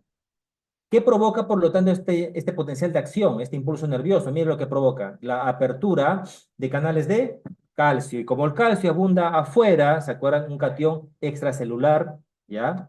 También es extracelular. Al abrirse este canal, ¿qué le queda? Ingresar, pues. El calcio ingresa, ¿ya? Y el calcio, una vez dentro del citoplasma de la neurona presináptica, lo que va a hacer es movilizar las vesículas, ¿ya? Y estas vesículas se van a fusionar con la membrana presináptica para permitir la liberación de ¿quién? De nuestro querido glutamato. El glutamato liberado viaja por la hendidura sináptica y se une a los receptores tipo AMPA o NMDA. Como recordamos, estos receptores eran de qué tipo de canales, a ver quién se acuerda. A ver, ¿qué tipo eran? ¿Ionotrópicos o metabotrópicos? A ver qué dice el pueblo. Yo lo dije bien claro. A ver quién estuvo atento. Glutamato, a ver, ¿qué dice acá? Muy bien, ionotrópicos, muy bien, excelente. Muy bien, Juan Carlos, es ionotrópico. Entonces, su, ahí está la liberación. Lo que va a hacer es la apertura, como dijimos, de estos canales, ¿ya? Y el sodio cuando empieza a ingresar, ¿se acuerda qué va a ocurrir? Lo que va a ocurrir es que cambia la polarización, porque ahora se pone por dentro positivo y por fuera se pone negativo. Y este cambio de polarización ya se va a ver reflejado a lo largo de toda la membrana, es decir, se acaba de formar otro potencial de acción capaz de viajar por la membrana. Esta despolarización, este cambio de cargas, ya se debe al ingreso de sodio. ¿Ya? No confundir entonces polarización, que es un estado basal, neutral, afuera positivo, dentro negativo, con la despolarización, que es al revés. El ingreso de sodio genera cambios en la polarización. Recuerda, despolarización. Muy bien. ¿Por qué te he explicado esto? Para que entiendas que existen fármacos, medicamentos, ¿ya? Drogas que van a actuar en la membrana presináptica. Por ejemplo, imagínate que esto estuviera generándose en un niñito en una zona determinada de su cerebro, una partecita de su cerebro. Y este impulso nervioso empieza a generarse demasiado, está hiperexcitado y se va transmitiendo a otras neuronitas, generando a su vez también mayor excitación. Esto, ¿sabes en qué va a acabar? En una convulsión, creo. Este estado de hiperexcitación neuronal acaba finalmente en una convulsión y el niñito empieza a convulsionar, ¿ya? Doctor, pero que yo sepa, esto suele ceder, suele acabar la convulsión. Sí, es verdad, eso es cierto, no lo niego. Dura desde segundos hasta minutos, ¿ya? No debería durar tanto tiempo. Pero a veces dura ya más de 5 minutos, ya que es el tiempo en el que supuestamente hay que esperar, ¿ya? Cuidando al pacientito, ¿no? Que abriendo de repente su vía aérea, cuidándolo, ¿no? Aplicando el ABC ahí. Pero si ya pasaron 5 minutos, tengo que usar medicamentos, ¿ya? Que calmen, que aborten esto, porque esto es una locura. Si no, va a seguir convulsionando. Ya aparecen los famosos anticonvulsivantes. Los anticonvulsivantes. A ver. Entonces, existen estos fármacos, como por ejemplo aquí, mírame, en el punto uno. Lo que voy a hacer, como sé que este potencial de acción o este impulso nervioso, en realidad, pues es un flujo de sodio, trataré de bloquear esos canales. Existe para eso medicamentos que son inhibidores de los canales de sodio, voltaje dependientes. Uno de los más conocidos quizás sea la famosa fenitoína, muy conocida. Hoy día no es una clase de farmacología, pero me pareció que oportuno mencionarlo porque usted lo va a comprender fácilmente. Que la fenitoína lo que hace es inhibir los canales de sodio, voltaje dependientes, que son los que hacen que viaje el impulso nervioso. Si bloqueo aquí, calma todo, porque no se apertura el canal de calcio, no se libera el neurotransmisor, ya el niño calma, cede. Claro que no es tan de primera línea usar la fenitoína. Si ya pasaron 20 minutos y el niño sigue convulsionando, ¿verdad? Ya es hora de usar la fenitoína, pues ¿no? Obviamente, pero de primera opción no es. Ya le voy comentando eso. Ya, eso es muy bueno, pero no es de primera opción. Hay otros que voy a mencionar ahorita que son de acción mucho más rapidita, ¿ya? Y que van a calmar la convulsión. Y acá te mencioné también, si quieres de repente curiosear, la carbamazepina, la oscarbazepina, la lamotrigina y la lacosamida. Todos ellos son anticonvulsivantes, ¿ya? Que hacen que los niñitos que padecen de cierta enfermedad conocida como la epilepsia no estén pues convulsionando a cada rato. Recuerda que la epilepsia es una enfermedad en la que el niño convulsiona a cada momento, a cada instante. ¿Ya? Es una característica del niño con epilepsia. Ellos tienen que tomar a veces varios medicamentos. Puede tomar fenitoína combinado con otro medicamento. Acá te mencioné algunos. ¿Ya? Quizás tenga usted un familiar, un amigo que toma la cosamida, que toma la motrigina, carbamazepina o la más conocida que es la fenitoína, ya tienes que recordar esta clase, ¿ya? Que actúan estos medicamentos inhibiendo los canales de sodio, voltaje dependientes, aquí en el punto uno. Pero yo también podría bloquear el canal de calcio, porque si bloqueo el canal de calcio, no entra, pues, ¿no? Bueno, es una buena idea. Así que los inhibidores de los canales de calcio también es una buena opción, como la etosuximida, la lamotrigina, la pregabalina, la gabapentina, ya son inhibidores de los canales de calcio. Ya, por ahí de repente he escuchado, sí, tengo un familiar que le duele mucho su piernita, ya va muchos meses con dolor, le han dicho toma gabapentina para el dolor crónico. Ahí está. ¿Cómo hace la gabapentina? Bloquea, inhibe los canales de calcio. Ujú. Doctor, tengo otra idea. ¿Qué le parece si en vez de actuar acá, bloqueamos acá? Mire, ¿qué le parece? Justo acá en el punto, no mover la vesícula, ¿qué te parece? Que la vesícula no se movilice y al no movilizarla, ya no libera el glutamato. Tienes razón, vamos a poner acá inhibidores de la vesícula, ¿ya? Exactamente una proteína llamada la proteína SV2A. Y esta proteína al inhibirse ya no se va a movilizar. Ahí actúa un medicamento conocido como el levetiracetam. Levetiracetam, ya muy bueno, muy usado. Ujú. Y como te decía, hay niñitos que tienen epilepsias tan refractarias, tan fuertes, que tienen que combinar, toman fenitoína combinadito con lamotrigina y de yapa su levetiracetam, imagina, tienen que usar varios. Doctor, ¿y por qué no puedo usar fenitoína y carbamazepina a la vez? Como pertenecen al mismo grupo, recomiendan los amigos neuropediatras tratar de buscar medicamentos que tengan diferente acción, ¿ya? Créame que cuando usted esto lo comprende, ¿ya? Muy aparte que se memorice los nombres de esto, lo importante es comprender cómo funcionan, dónde actúan. Ya cuando empieces a llevar tu curso de farmacología, ¿ya? O ya de enfermedades de la medicina interna, va a ser bien sencillo para ti esto, porque sabes dónde actúa cada medicamento que estás estudiando. Pero también se ha eh, descrito fármacos que actúan no solo en la membrana presináptica, fíjate que el uno 2 y 3 actúan en la presináptica, pero yo puedo actuar también en la postsináptica. Y acá viene uno bien interesante. Agárrate fuerte, mira, ve. Justo acá, mira, ve. Los receptores de glutamato, aquí, mira, ve, van a actuar tanto para el receptor AMPA, o sea, bloqueo acá el receptor AMPA, o bloqueo el receptor NMDA. Tenemos al topiramato y al felbamato. Claro, porque es una buena estrategia. Bloqueo este receptor de glutamato, no entra el glutamato, no se une, no se abren canales de sodio, no hay despolarización, no hay excitación. Es una estrategia muy buena. Pero recuerda que ellos actúan en la membrana postsináptica, ¿ya? Muy bien, ahora mire lo que está aquí. Ya la conoces, membrana presináptica, membrana postsináptica, hendidura, ahí está. Ya la conoce la vesícula, pero esta vez contiene un neurotransmisor inhibidor denominado ácido gamma aminobutírico, más conocido como GABA.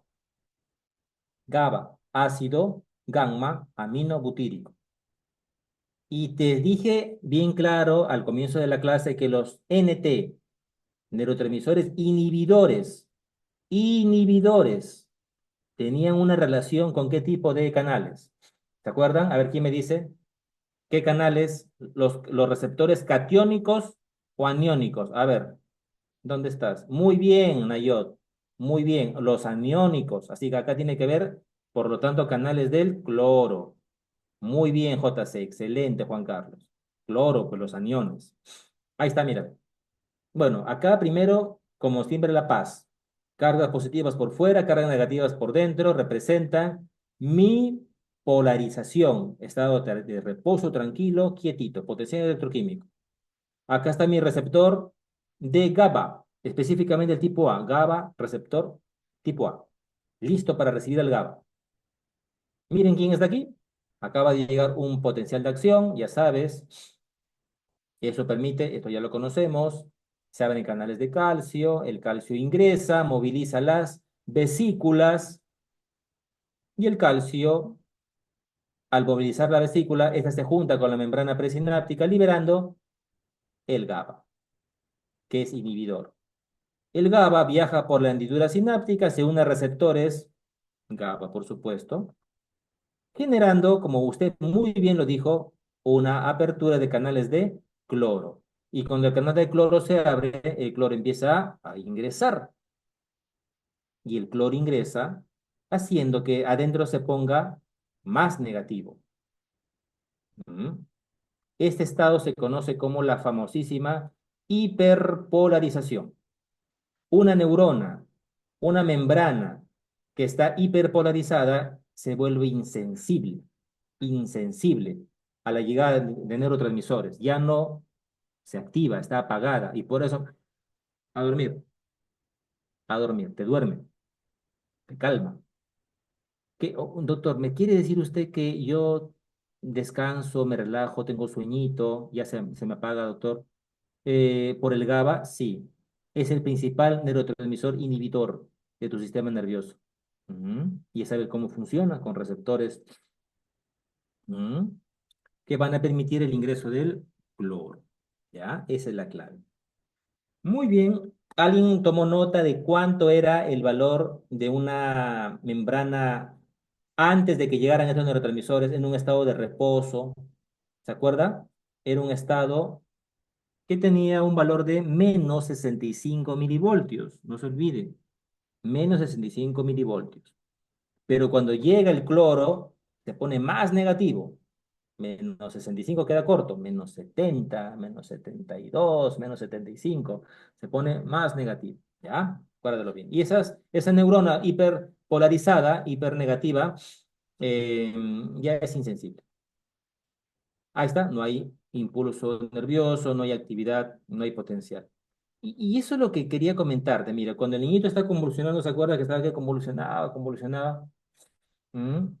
Tendríamos que darle un medicamento que aborte en ese momento la crisis, ¿ya? Y la fenitoína no es, vuelvo a repetir, de primera opción. Ya han pasado 5 minutos, ya el niñito le puse su oxígeno en su naricita, ya he protegido su vía aérea, pero ya pasaron 5 minutos y sigue la convulsión. Acá, aquí entra justamente el GABA. Aquí entra el GABA. Mira por acá. Agárrate fuerte. Fármacos que actúan en la membrana postsináptica. Entonces, existen imitadores del GABA. Imitadores. Ujú. Como las famosas benzodiazepinas. Las benzodiazepinas, ya, las benzodiazepinas lo que hacen justamente es eso, es imitar la acción del GABA.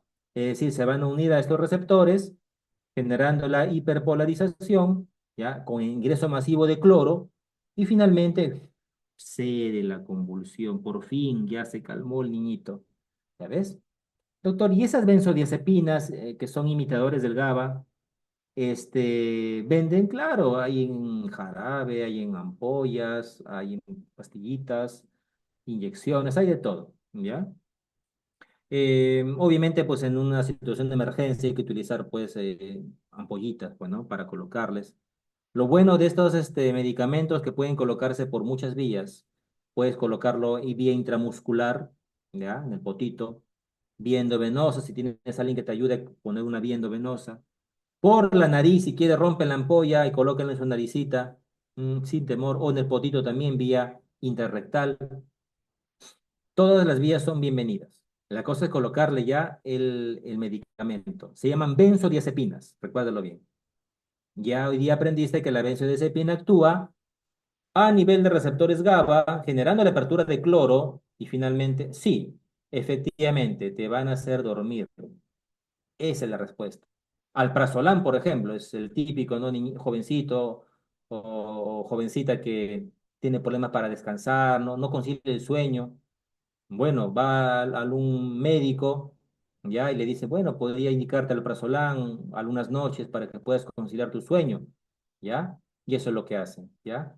¿Por qué? Porque va a hiperpolarizar tu membrana postsináptica, volviéndola insensible y a dormir, ¿ya? Lo bueno de la benzodiazepina es que tiene un efecto, no es prolongado, ¿ya? Eso ya vamos a explicarlo cuando hagamos farmacología, ¿ya? Que es otro curso que estamos ya a puertas con el profesor Daniel. ¿Ya? A ver qué dicen por acá. ¿Qué dice el chat? Solo se toma recetado por el médico sin ayod. Así, así es, así es. Imagínate pues que esto estuviera sin escrúpulos su venta. Una persona sin escrúpulos podría comprar pues alprazolam o midazolam, ¿no? O diazepam y utilizarlo con otros fines. Sí, sería terrible. Por eso se vende bajo receta médica. ¿Ya?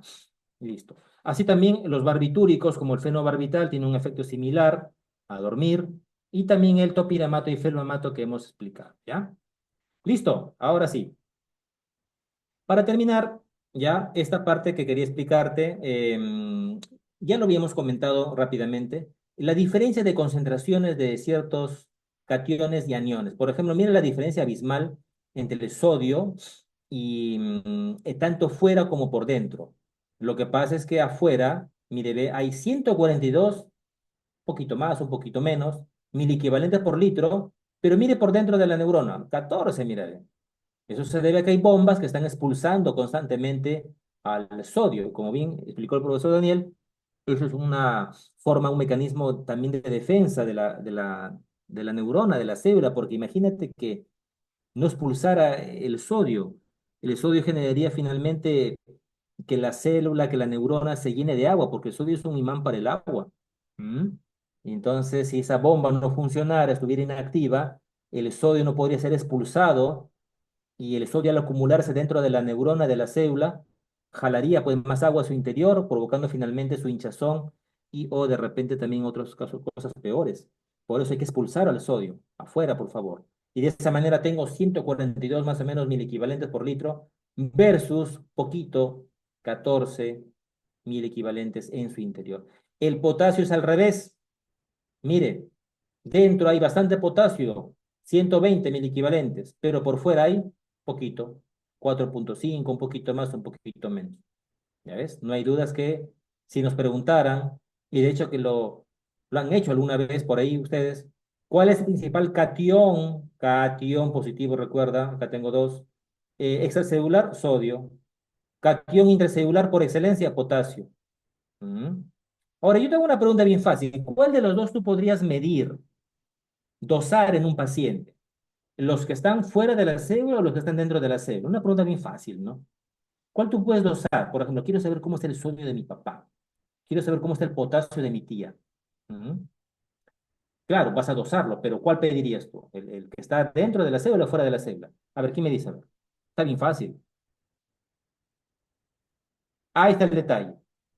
Es un poco difícil calcular el intracelular, porque tienes que meter una aguja dentro de la célula, dentro de la neurona. No se puede. Pero, puedo calcular, ¿saben por qué? Puedo calcular el extra, porque el extra es plasma, pues. ¿Ya? Es intersticio, y el intersticio es igualito que el plasma.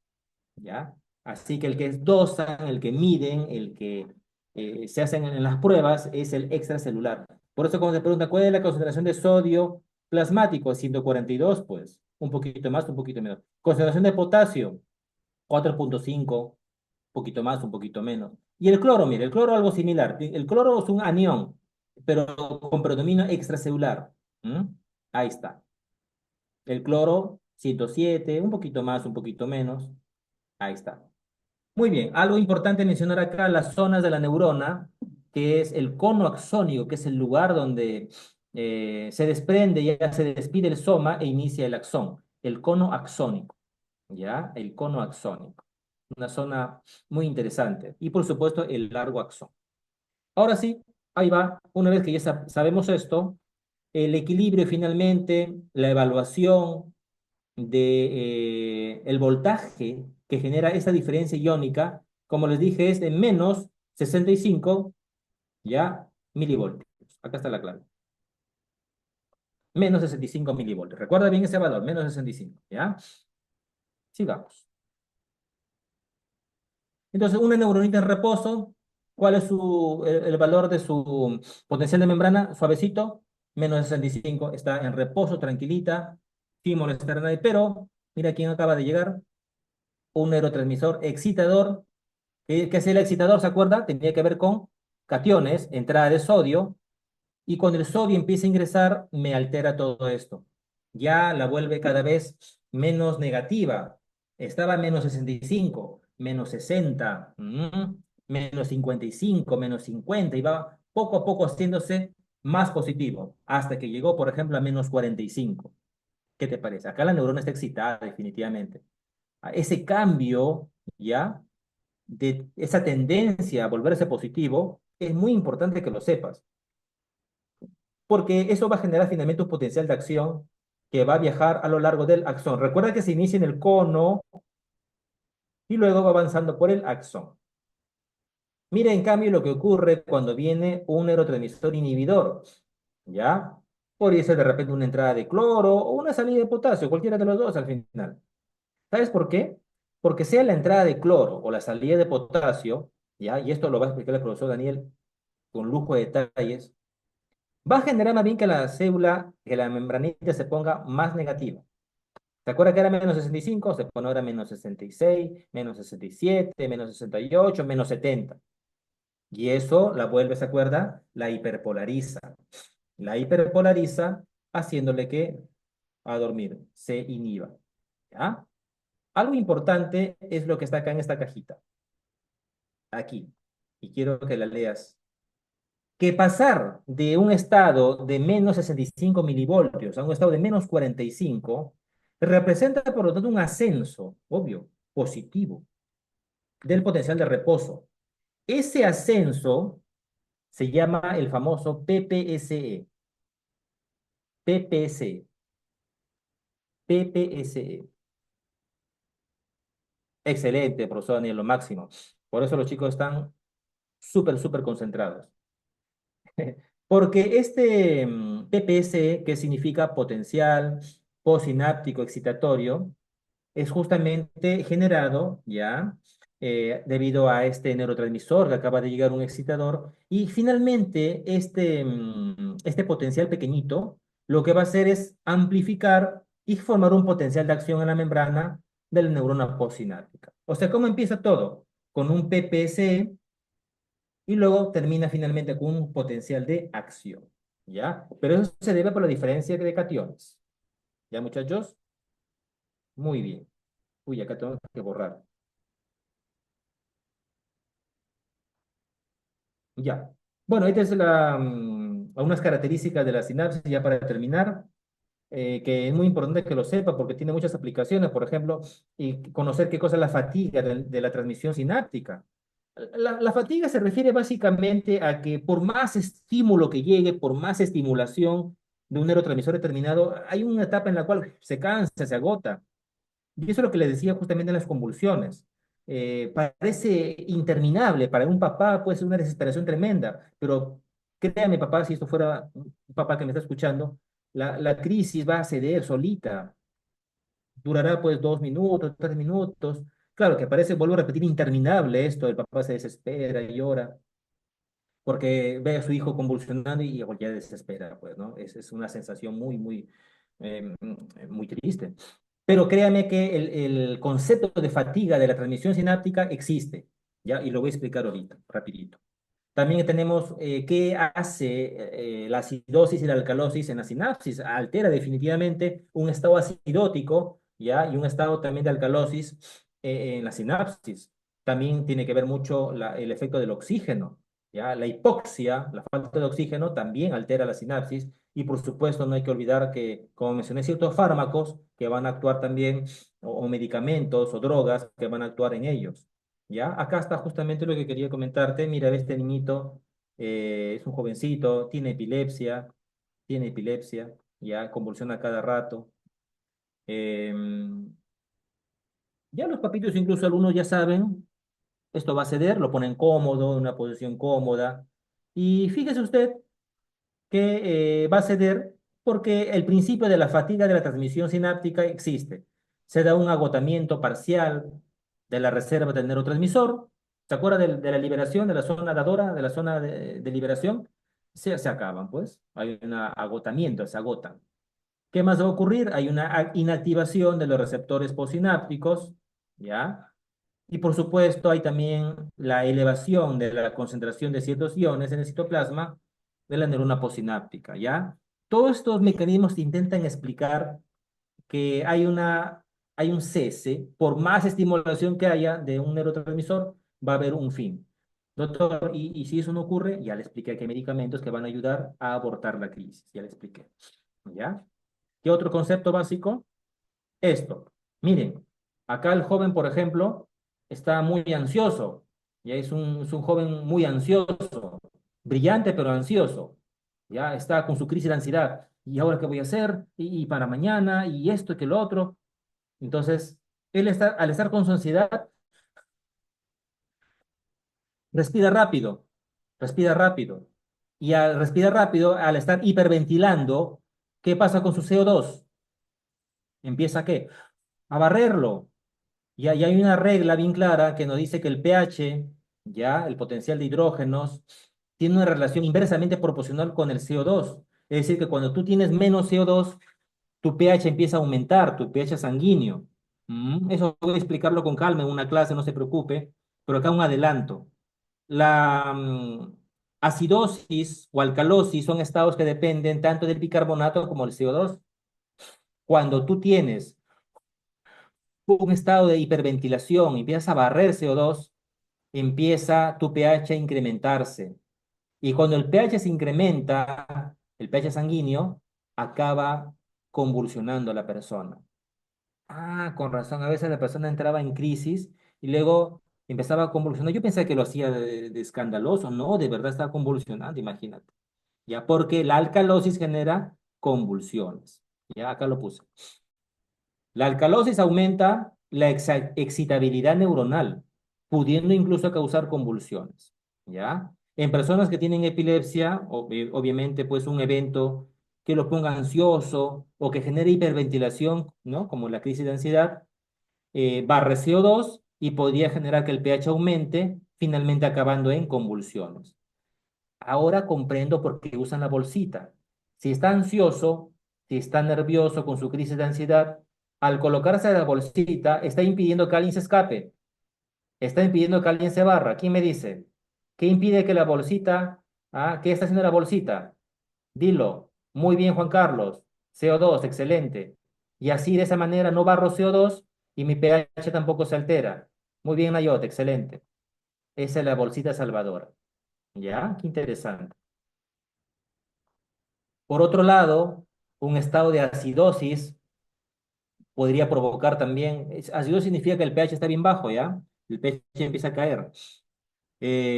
Podría provocar un estado de coma. ¿Cómo es eso, doctor? Lo que pasa es lo siguiente, ¿ya? El bicarbonato es directamente proporcional al pH. Si baja el bicarbonato, punto uno, también baja el pH. O sea, te pones ácido tu sangre, en pocas palabras. Doctor, ¿y por qué pierde el bicarbonato? Uy, por muchas causas. De repente porque el niño está con diarrea. ¿Qué tanto sí, doctor? Sí. Las diarreas profusas hacen que pierdas bicarbonato, te deshidratas y al estar con el bicarbonato bajo, es un estado de acidosis, pH bajo, y que si no se recupera a tiempo, entras en shock y entras en coma, como esta niñita, ¿ve? ¿Tanto así, doctor? Así es. O de repente por acá esta niña que está con dolor abdominal y no sabe que dentro de ella se está formando ciertos ácidos, ¿ya? Como el beta-hidroxibutirato, de repente la acetona, acetato, y estos ácidos se empiezan a formar porque esta niñita no puede metabolizar los azúcares, como usted lo hace. Usted quieres energía, rompes tu glucosa, pues, ¿no? Que estás bien, con buenas reservas de glucosa. Pero esta niñita no puede utilizar el azúcar. El azúcar está circulando por la sangre, dando vueltas y vueltas, pero no entra a la célula porque tiene un problema en la que la glucosa no puede ingresar. Bueno, la niña tendrá que utilizar otras fuentes de energía, pues empieza a romper lípidos. Y al romper los lípidos genera estos cetoácidos. ¿Ya? Pero obviamente, pues estos ácidos ya van a generarte acidosis y va a hacer que tu bicarbonato se consuma de a poquitos. Al final, el estado de acidosis podría provocar, si es que no se maneja a tiempo, un efecto en la sinapsis neuronal, provocando finalmente ¿ya? La disminución de la actividad neuronal, un estado en el que la persona podría estar incluso en coma, sin respuesta a estímulos más adelante. ¿Mm? Qué interesante, ¿no? La alcalosis genera convulsiones y la acidosis genera un estado de coma, ¿ya? Así que, por favor, mucho más respeto a los estados ácido-base, porque tiene una repercusión fuerte en la concentración, o más aún en los efectos en la sinapsis, ¿ya? De las neuronas de su cerebro. Terminamos con el oxígeno. Miren acá. A ver, ¿qué te parece este bebito que está acá? Que estoy señalando. Mira el gordito, ve el peladito. ¿Ve? ¿Qué te llama la atención? Eso, muy bien. Ya hay dos datos ahí. Vamos, ¿qué te llama la atención del peladito? Vamos. Estamos aquí, en esta parte. Mira, mira. A ver, ¿qué me dicen por aquí en el chat? Su caja torácica, Nayon, muy bien. ¿Qué pasa con su caja torácica? Está, está esforzándose, ¿no, Nayot? Sí. Se ve irregular, se nota un esfuerzo para respirar. ¿Mm? ¿Y qué les parece la tos? Miren la tos. ¿Escuchas? Tos de perro, ¿no? Tos seca. Ujú. Tos de perro. Este niño tiene croup, con P, croup, causada por un virus, ¿ya? Un virus, el virus para influenza, y provoca una inflamación de su laringe, de sus cuerdas vocales. Doctor, ¿y qué tiene que ver eso? Ah, ¿qué tiene que ver? Que si la laringe sigue inflamada, ya no va a pasar luego el oxígeno. Y si no pasa el oxígeno, las células del corazoncito de ese niñito, de su miocardio específicamente, de su nodo sinusal, no van a funcionar. Y si no funciona el nodo sinusal, ¿qué va a ocurrir? Paro. El corazón se detiene. Y el corazón al detenerse no bombea sangre. Y si no bombea sangre, el cerebro, ya la sinapsis neuronal se ve afectada, generando finalmente que el niño pierde el conocimiento. Que sí, tanto así. Así es para que veas. Entonces, la excitabilidad neuronal depende de una oxigenación cerebral buena. Pero para que tengas un buen flujo sanguíneo con oxígeno y con rica glucosa, tenemos que tener una adecuada presión de perfusión cerebral. Ya, bebé, tranquilo, vamos a silenciarte. Y para que este cerebro reciba una buena perfusión cerebral, necesito también de una buena contracción del corazón, que bombee bien. Por eso, al haber esta parada cardíaca, se tiene que empujar al corazón, como puede ver con los deditos desde afuera, para que el cerebro siga recibiendo el oxígeno adecuado y regrese a la sinapsis neuronal. Eso lo vamos a hacer poco a poco cuando hagamos la clase de paro cardíaco, ¿ya? Cuando hagamos RCP.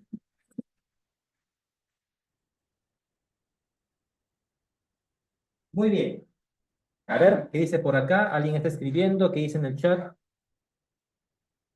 Sí, el profesional de la otra imagen. No, no es Hemlich. Esa maniobra se llama RCP con un solo reanimador.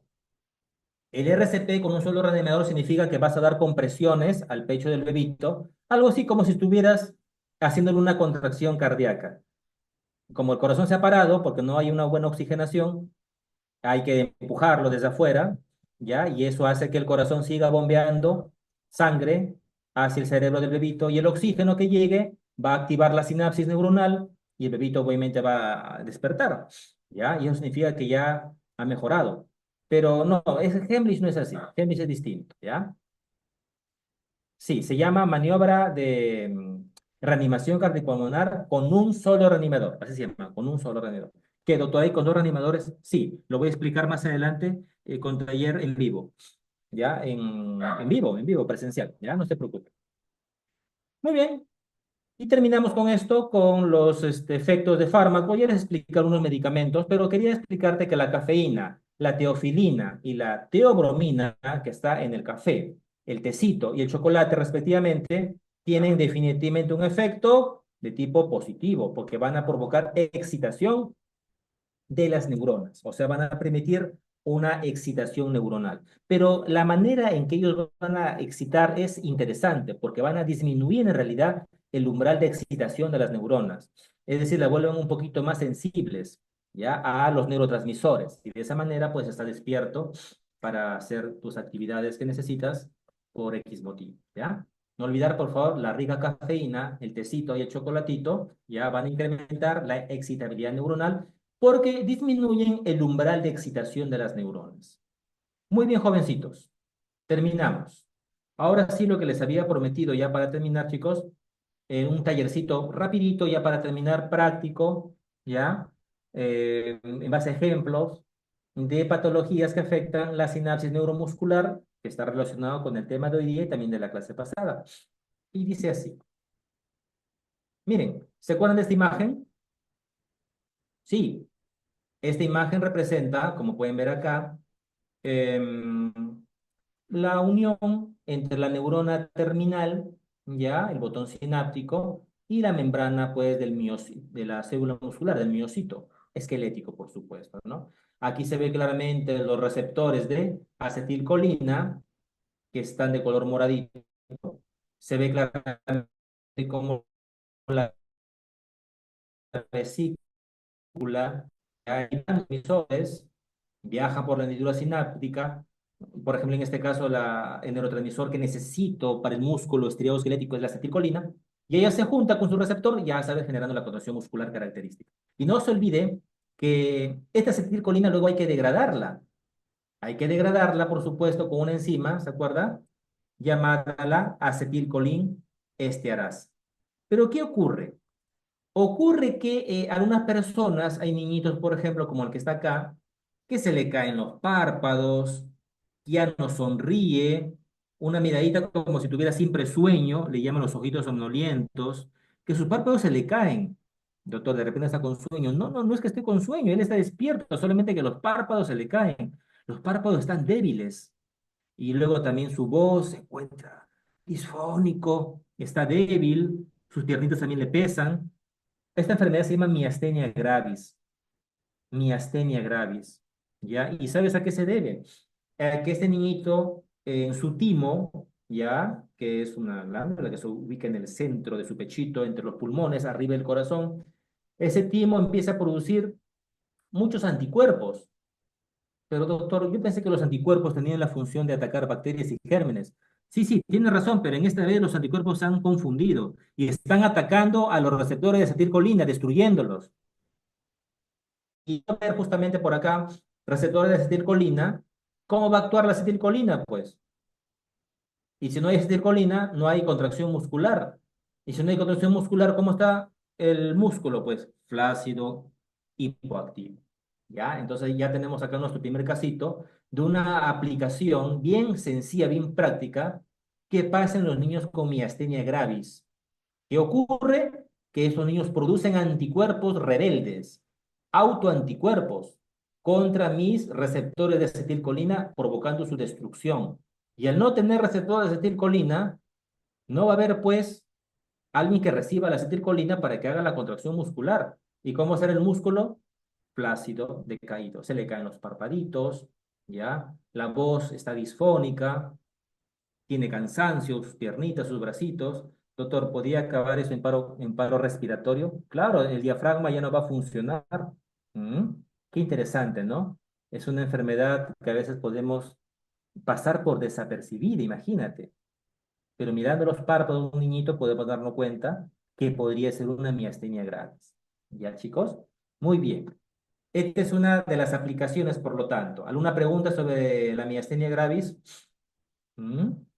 Así que ya sabes, esos párpados caídos, esa carita que se cae, esos músculos que también tengo cansancio. ¿Mm? A ver qué dicen por aquí. ¿Hay cura? Hay un tratamiento que consiste en inhibir a estos anticuerpos, inhibirlos, ya, tranquilos anticuerpos, cálmense por favor, ya, y obviamente son corticoides, pues los corticoides son inhibidores de la acción inmunológica. Entonces, con una dosis de corticoides, ya, podría este niñito calmarse, pues, ¿no? Sí, pues en realidad pues cura exacta no hay, pero sí un manejo y control. Al menos el corticoide da buenos resultados. ¿Ya, chicos? Muy bien, segunda aplicación, ahí va. Entonces, hoy aprendimos la miastenia gravis. Segunda aplicación. A ver, ¿qué te llama la atención de esta fotito? Vamos a ver. Te comento, es un niñito que tiene 1 año de vida, no se para, no camina, ya. Siempre la mamá nos dice que ha estado flácido, decaído. ¿Qué es lo que usted puede ver? Ahí está claramente. Su barriguita está un poco hundida. Sí, está bien, pero algo más. Fíjese sus bracitos, sus piernitas, la posición. Está, doctor, como, como dicen en forma coloquial, está desparramado, ya está flácido. ¿Ya? Lo levantamos incluso y ¡plum! Todo se cae. La cabecita se cae, todo no se sostiene. ¿Sabe lo que pasa? Que sus músculos están recontraflácidos. ¿Ya? Están recontraflácidos. Doctor, algo similar como la miastenia gravis. Algo similar, sí, el músculo no trabaja, pero sus receptores están bien. Fíjese usted, tampoco veo anticuerpos que están atacando los receptores. ¿Saben cuál es el problema aquí? El problema es este. Hay una dificultad para liberar los neurotransmisores. Fíjese en la otra, en cambio. En la otra sí se liberaba el neurotransmisor, tranquilo, actuaba, todo bien. Pero el problema es que los anticuerpos atacan al receptor y si no hay receptor, ya no van a poder actuar los neurotransmisores. Y el músculo se pone flácido, miastenia. Pero aquí, en cambio, el problema es aquí, en la zona presináptica, en la que hay una dificultad, un problema para la liberación de la acetilcolina. Enfermedad de Lambert-Eaton es una enfermedad bien rara y está en el diagnóstico diferencial, ya, con la miastenia gravis, pero es bien rara. Lo más común es que haya, créame, miastenia gravis, ¿ya? Entonces, en Lambert-Eaton, ya, a pesar de ser poco frecuente, por ahí he visto uno que otro caso, preguntan en los exámenes, ¿ya? Entonces, lo que tienes que recordar es que en Lambert-Eaton, ¿ya? El problema es la zona presináptica, no se libera la acetilcolina. En cambio, en la miastenia gravis, el problema es en la postsináptica, en la cual ya se destruyen los receptores de acetilcolina por anticuerpos ya del mismo niñito. Ya, no se olvide por favor de eso. Ya, listo. Lambert-Eaton. Y luego tenemos ya para terminar la última aplicación que lo mencionamos brevemente la semana pasada, pero quería acá explicártelo con un poquito más de detalle. Veamos, quiero que veas la imagen de este joven. Es su piernita, ¿ya? Es un jovencito que está con su piernita y algo me llama la atención. A ver qué te parece. Se nota claramente, ¿no? Mira, ve, se nota. A ver qué ves ahí. ¿Qué dicen? A ver, ¿qué te parece esa pierna? ¿Mm? Doctor, parece que está, ajá, muy bien, profesor Daniel, lo máximo. Tiene fasciculaciones, muy bien. Esos movimientos se llaman fasciculaciones, ¿ya? El músculo está que se contrae, se contrae, se contrae, se contrae de una manera descontrolada e involuntaria. Y eso se debe justamente a un exceso de acetilcolina. Como puedes ver acá en la imagen, mire, ve, miren cómo están los receptores inundados de acetilcolina. Demasiado. ¿Y saben qué pasó? Esta acetilcolina en exceso está hiperexcitando a los receptores, provocando los efectos de la contracción muscular característica, como se puede ver acá, la fasciculación. Doctor, una consulta, ¿y por qué los receptores están, perdón, por qué hay tanta acetilcolina? Lo que pasa es que la enzima que supuestamente debe de destruir a la acetilcolina, degradarla, hidrolizarla, está en poca cantidad, está ausente. Y esa enzima, ¿se acuerda que era la acetilcolinestearasa? Era muy importante justamente para evitar esto. Era importante porque ella degradaba y evitaba que se acumulara tanta acetilcolina. Y mira las consecuencias, una hiperestimulación, una hiperacción muscular. Doctor, una consulta. ¿Y por qué está inhibida la acetilcolinestearasa? ¿Por qué la enzima está con una X de rojo ahí? ¿Sabe lo que pasa? Es que lamentablemente, sí, una parte de su músculo como que se contrae de manera involuntaria. Muy bien, Nayo, excelente. Y eso se nota en sus labios, se nota en sus parpaditos, como tiemblan, en sus bracitos.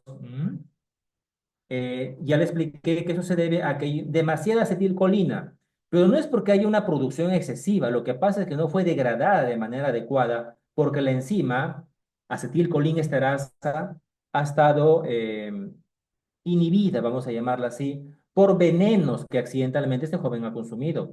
Los venenos se llaman organofosforados y carbamatos. Los organofosforados y carbamatos se van a unir básicamente, van a inhibir, van a impedir la acción de la acetilcolina, y al no ver la acetilcolina, se va a acumular al no ver la enzima, obviamente, al no ver la enzima acetilcolinesterasa, lo que va a provocar es una hiperacumulación del neurotransmisor acetilcolina, provocando una respuesta demasiado excitatoria en los receptores a nivel muscular. ¿Mm? Por si acaso te comento que los órganos fosforados son venenos que se utilizan, por ejemplo, en el campo para matar insectos, plagas. Se usan como plaguicidas. Ya muy común en las zonas de la sierra, de la selva o zonas agropecuarias, ya donde se tiene que cuidar justamente los productos vegetales de los insectos. Utilizan órganos fosforados, pero a veces por accidente los niñitos o los jovencitos pueden ingerir este órgano fosforado, generando el efecto que te acabo de mencionar. El carbamato, por ejemplo, el carbamato también es un veneno, ya que se utiliza para matar zancudos. Acá, por ejemplo, en Lima, en los conos, ya utilizan bastante de esos carbamatos, en spray, por ejemplo, ¿ya? Y es más, hay uno, por ejemplo, bien conocido, ¿ya? Que lo utilizan para matar, por ejemplo, zancudos. Mucho cuidado con esos venenos, porque podrían provocar a la larga, como le vuelvo a repetir, estos problemas serios, ¿ya? Muy bien, bueno, al final lo importante es que usted ya está aprendiendo que estos venenos ya existen, no son venenos ajenos a tu realidad. Acuérdate que los órganos fosforados se ven muy frecuentemente en las zonas del campo y los carbamatos en zonas de la ciudad, porque lo utilizan para matar los zancudos. Muy bien, pero hay un problema. Estos receptores, acá hay una preguntita por acá. No, el profesor Daniel, el campeón es una mezcla, el campeón es una mezcla de carbamato, es verdad, tiene carbamato, pero también tiene un veneno que altera la coagulación de la sangre. Lo que pasa es que cuando intentaban dar, es usado para matar ratas. Lo que pasa es que cuando se intentó matar a las ratas, un rodenticida, como un carbamato puro, como hacían efectos rápidamente deleterios para las ratitas, estas ratas eran bien inteligentes y se daban cuenta que al comer el veneno, la rata moría, entonces las ratas aprendían a no comer eso. Entonces decidieron mezclarlo con un medicamento, un veneno que altera la coagulación, así que la rata moría lentamente, ¿ya? Pero sí, entre sus componentes está el carbomato, ¿ya? Entre sus componentes, pero no es el único, por si acaso, ¿ya? Yo me refería a uno que se conoce como la chica verano, ¿ya? Lo puedes incluso comprar en en la farmacia, perdón, en la ferretería, y lo venden como si nada. Anda a la ferretería, oye, disculpe, joven, ¿tiene chica verano? Sí, acá tengo un sobrecito. Y lo utilizan, lo mezclan con agua y lo usan para matar los zancudos, ¿ya? Y otras plagas, no cucarachas, todo eso. Y fíjate, entre sus componentes de la chica verano, tiene carbamatos. Y imagínate de casualidad pues, con un niñito que lo toma. Pero el problema no va, uno dirá, pero doctor, ¿qué tiene pues, que el músculo se mueva? Que te vas a morir por eso. Espérate, pues lo que pasa es que usted está viendo ahorita, mira acá, mira la flechita, los receptores de acetilcolina, los moraditos, pero son los tipos nicotínicos. Los nicotínicos están en el músculo esquelético, por eso van a generar su acción, es que tiembla el músculo. Pero hay un problema, que hay también receptores de acetilcolina en el corazón, en los intestinos, en los bronquios, ¿ya? Y eso va a generar esto. Mm, Mira, pues, mira lo que está pasando con el niñito, ¿ve? Mira la saliva que se produce, no puede respirar, está convulsionando, desesperación para los padres. El niñito travieso, así son los niños, ha ingerido de casualidad ya estos venenos, ya esta chica verano, por ejemplo, que está en la casa y para la desgracia de los nenitos, los padres guardan los venenos en botellas de yogur, imagínate. Entonces, al tener, imagínate, el niñito eso, cree que es yogur y lo toma, es terrible. Efectivamente, hay una gran estimulación parasimpática, excelente. Y ahí va el detalle. Entonces, estos receptores llamados muscarínicos, que están en el corazón, que están en los bronquios, donde hay músculo liso, en el intestino, en el iris, van a provocar pues una serie de efectos, hiperefectos, ¿ya?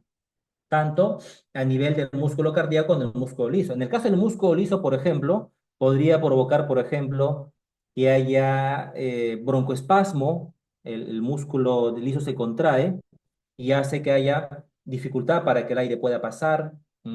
Podría provocar también hipersalivación, que un fenómeno llamado cialorrea, estado de miosis, la pupila se pone bien pequeñita, miosis significa pupila pequeñita, se relajan los esfínteres, la acetilcolina a nivel de cardíaco lo que provoca es bradicardia, increíble, ¿no? Provoca bradicardia y convulsiones, ¿no?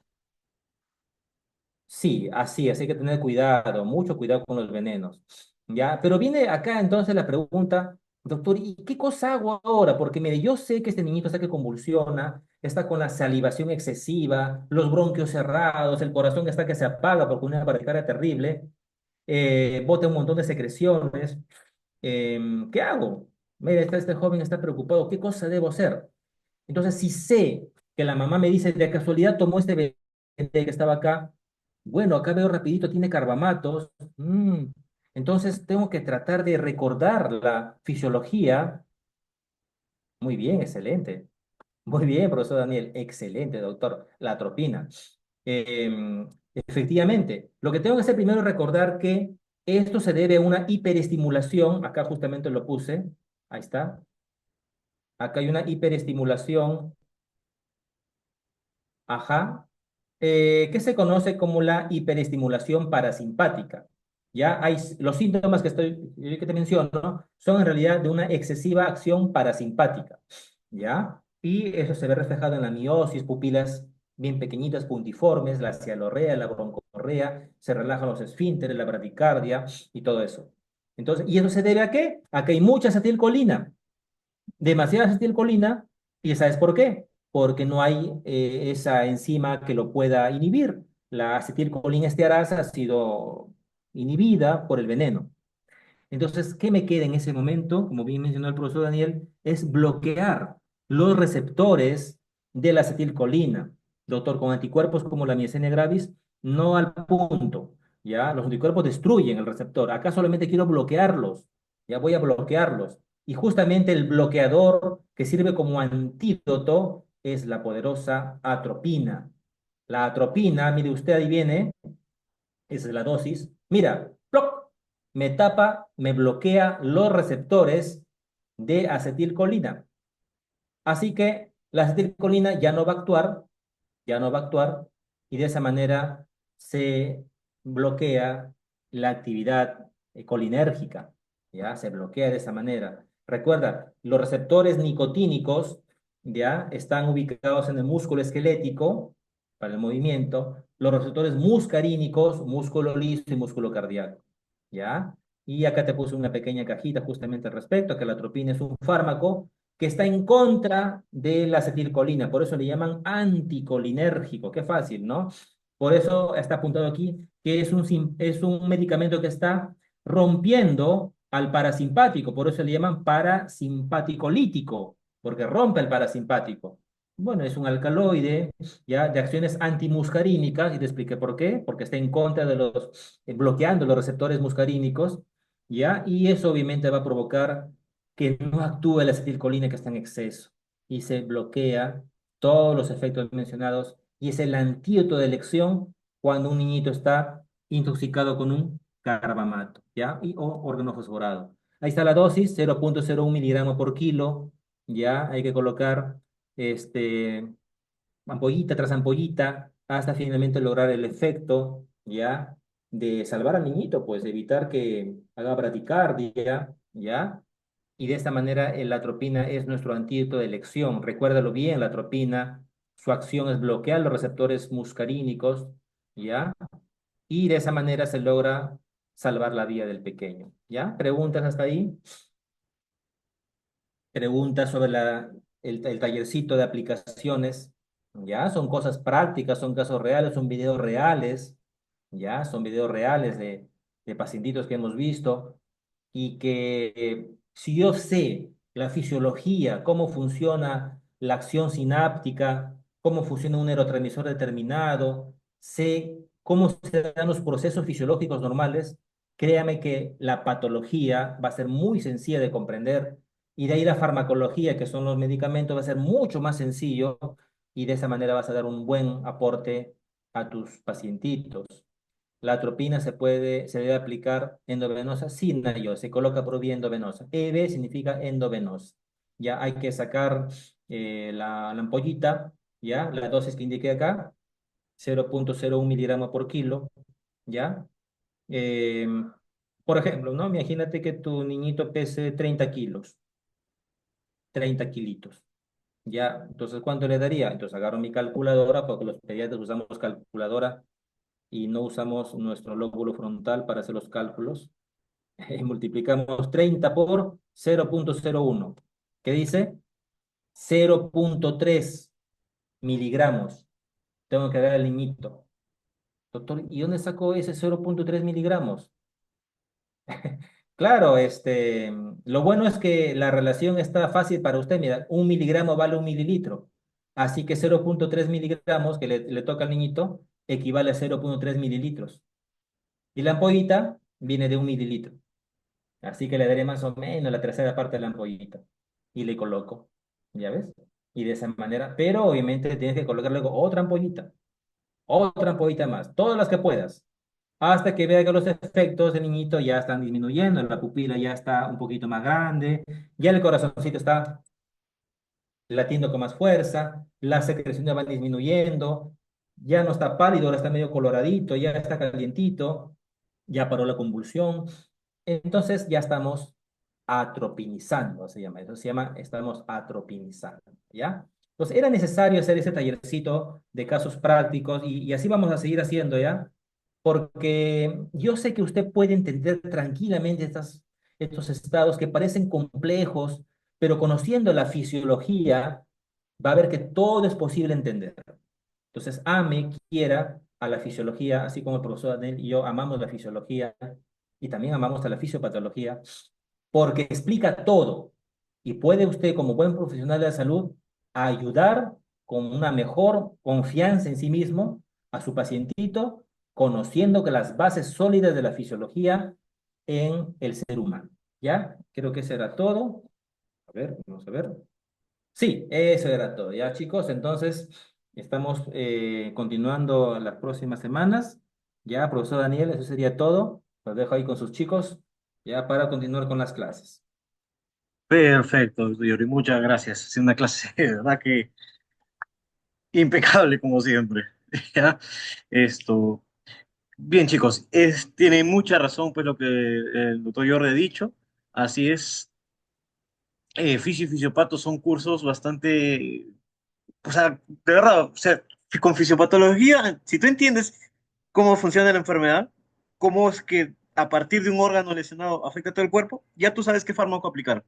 Sabiendo un poco más de las propiedades particulares de cada fármaco, vas a saber cómo ya tratar a tu paciente. Ahora, pero para conocer ese funcionamiento anormal, primero hay que conocer el funcionamiento normal y cómo es que trabaja el cuerpo, y eso es lo que hemos visto hoy día, ¿ya? Aparte, plus de haber estudiado fisio y fisiopato, por ejemplo, mira, te vamos a dar algunos beneficios de hacer esto primero.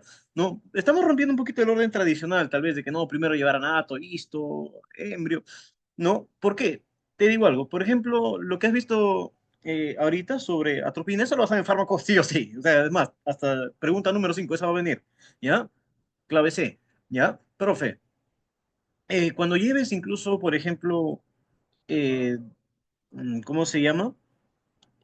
Anato, esto, o sea, varios datos, o sea, fisio y fisiopato son cursos integradores, o sea, vas a ver datitos de otros cursos, cosa que cuando tú ya lleves tu anatomía, cuando tú lleves más tu histología, lleves tu biología, por ejemplo, lo que hemos visto hoy día, receptores acoplados a proteína G, los receptores metabotropos, ¿no? Interesantísimo. Así es. Eso exactamente, ¿sí o no? Cuando lleve biología, lo vas a ver, sí o sí. Entonces, ya no vas a estar en cero. Entonces, lo bonito de comenzar con fisio es eso, ¿no? Estamos un poquito rompiendo esquemas, ¿no? En la universidad, por ejemplo, tú le dices que van a llevar fisio sin haber llevado anato y esto, o sea, que lloran, lloran de verdad. Entonces, queremos un poquito ya romper ese esquema y darle un enfoque nuevo, pues, al aprendizaje. ¿Ya, muchachos? Entonces, la clase de hoy, entonces lo vamos a dejar hasta ahí, chicos, y vamos a esperar para la segunda clase, aunque vamos a comenzar aquí algo por interno con el doctor Jordi. ¿Ya, chicos? ¿Ya? Entonces, cierro el link y hay más información, les estoy avisando por el grupo. ¿Ya? Entonces, chicos, Profesor, no se olvide de enviar el PPT, por favor, claro, claro. Ahí está, justo doctor Jordi, ahorita si puede el PPT, ahí lo sube al grupo. al grupo, exacto. Ahí, Muchas ya, gracias. sí, ya está. Profe, profe, Dime. ya puede crear cuenta de Telegram, creo que la escribí por interno. Si me podría agregar al grupo y pasar las clases anteriores en las que Sí, no las dos pude clases. asistir. Sí, sí, sí, Ujú. para que lo puedas ver. Y como te digo, varias, por ejemplo, hay cositas que se han visto hoy día de potencial, eso ya en la primera clase lo explicamos bonito a detalle. Y también, por ejemplo, lo que el doctor estaba hablando sobre, ¿no? Los receptores colinérgicos, todo eso, él lo habló también en su clase de fisio. ¿Ya, chicos? Así es. Entonces, dice, mire, no, no hay un grupo de Telegram. Yo les paso las clases individualmente a los que pueden, claro, a los que el convenio que habíamos quedado al inicio, ¿se acuerdan? Ya, chicos, muy bien. ¿Ya? Así es. Entonces voy a dar de baja ahorita y más información después.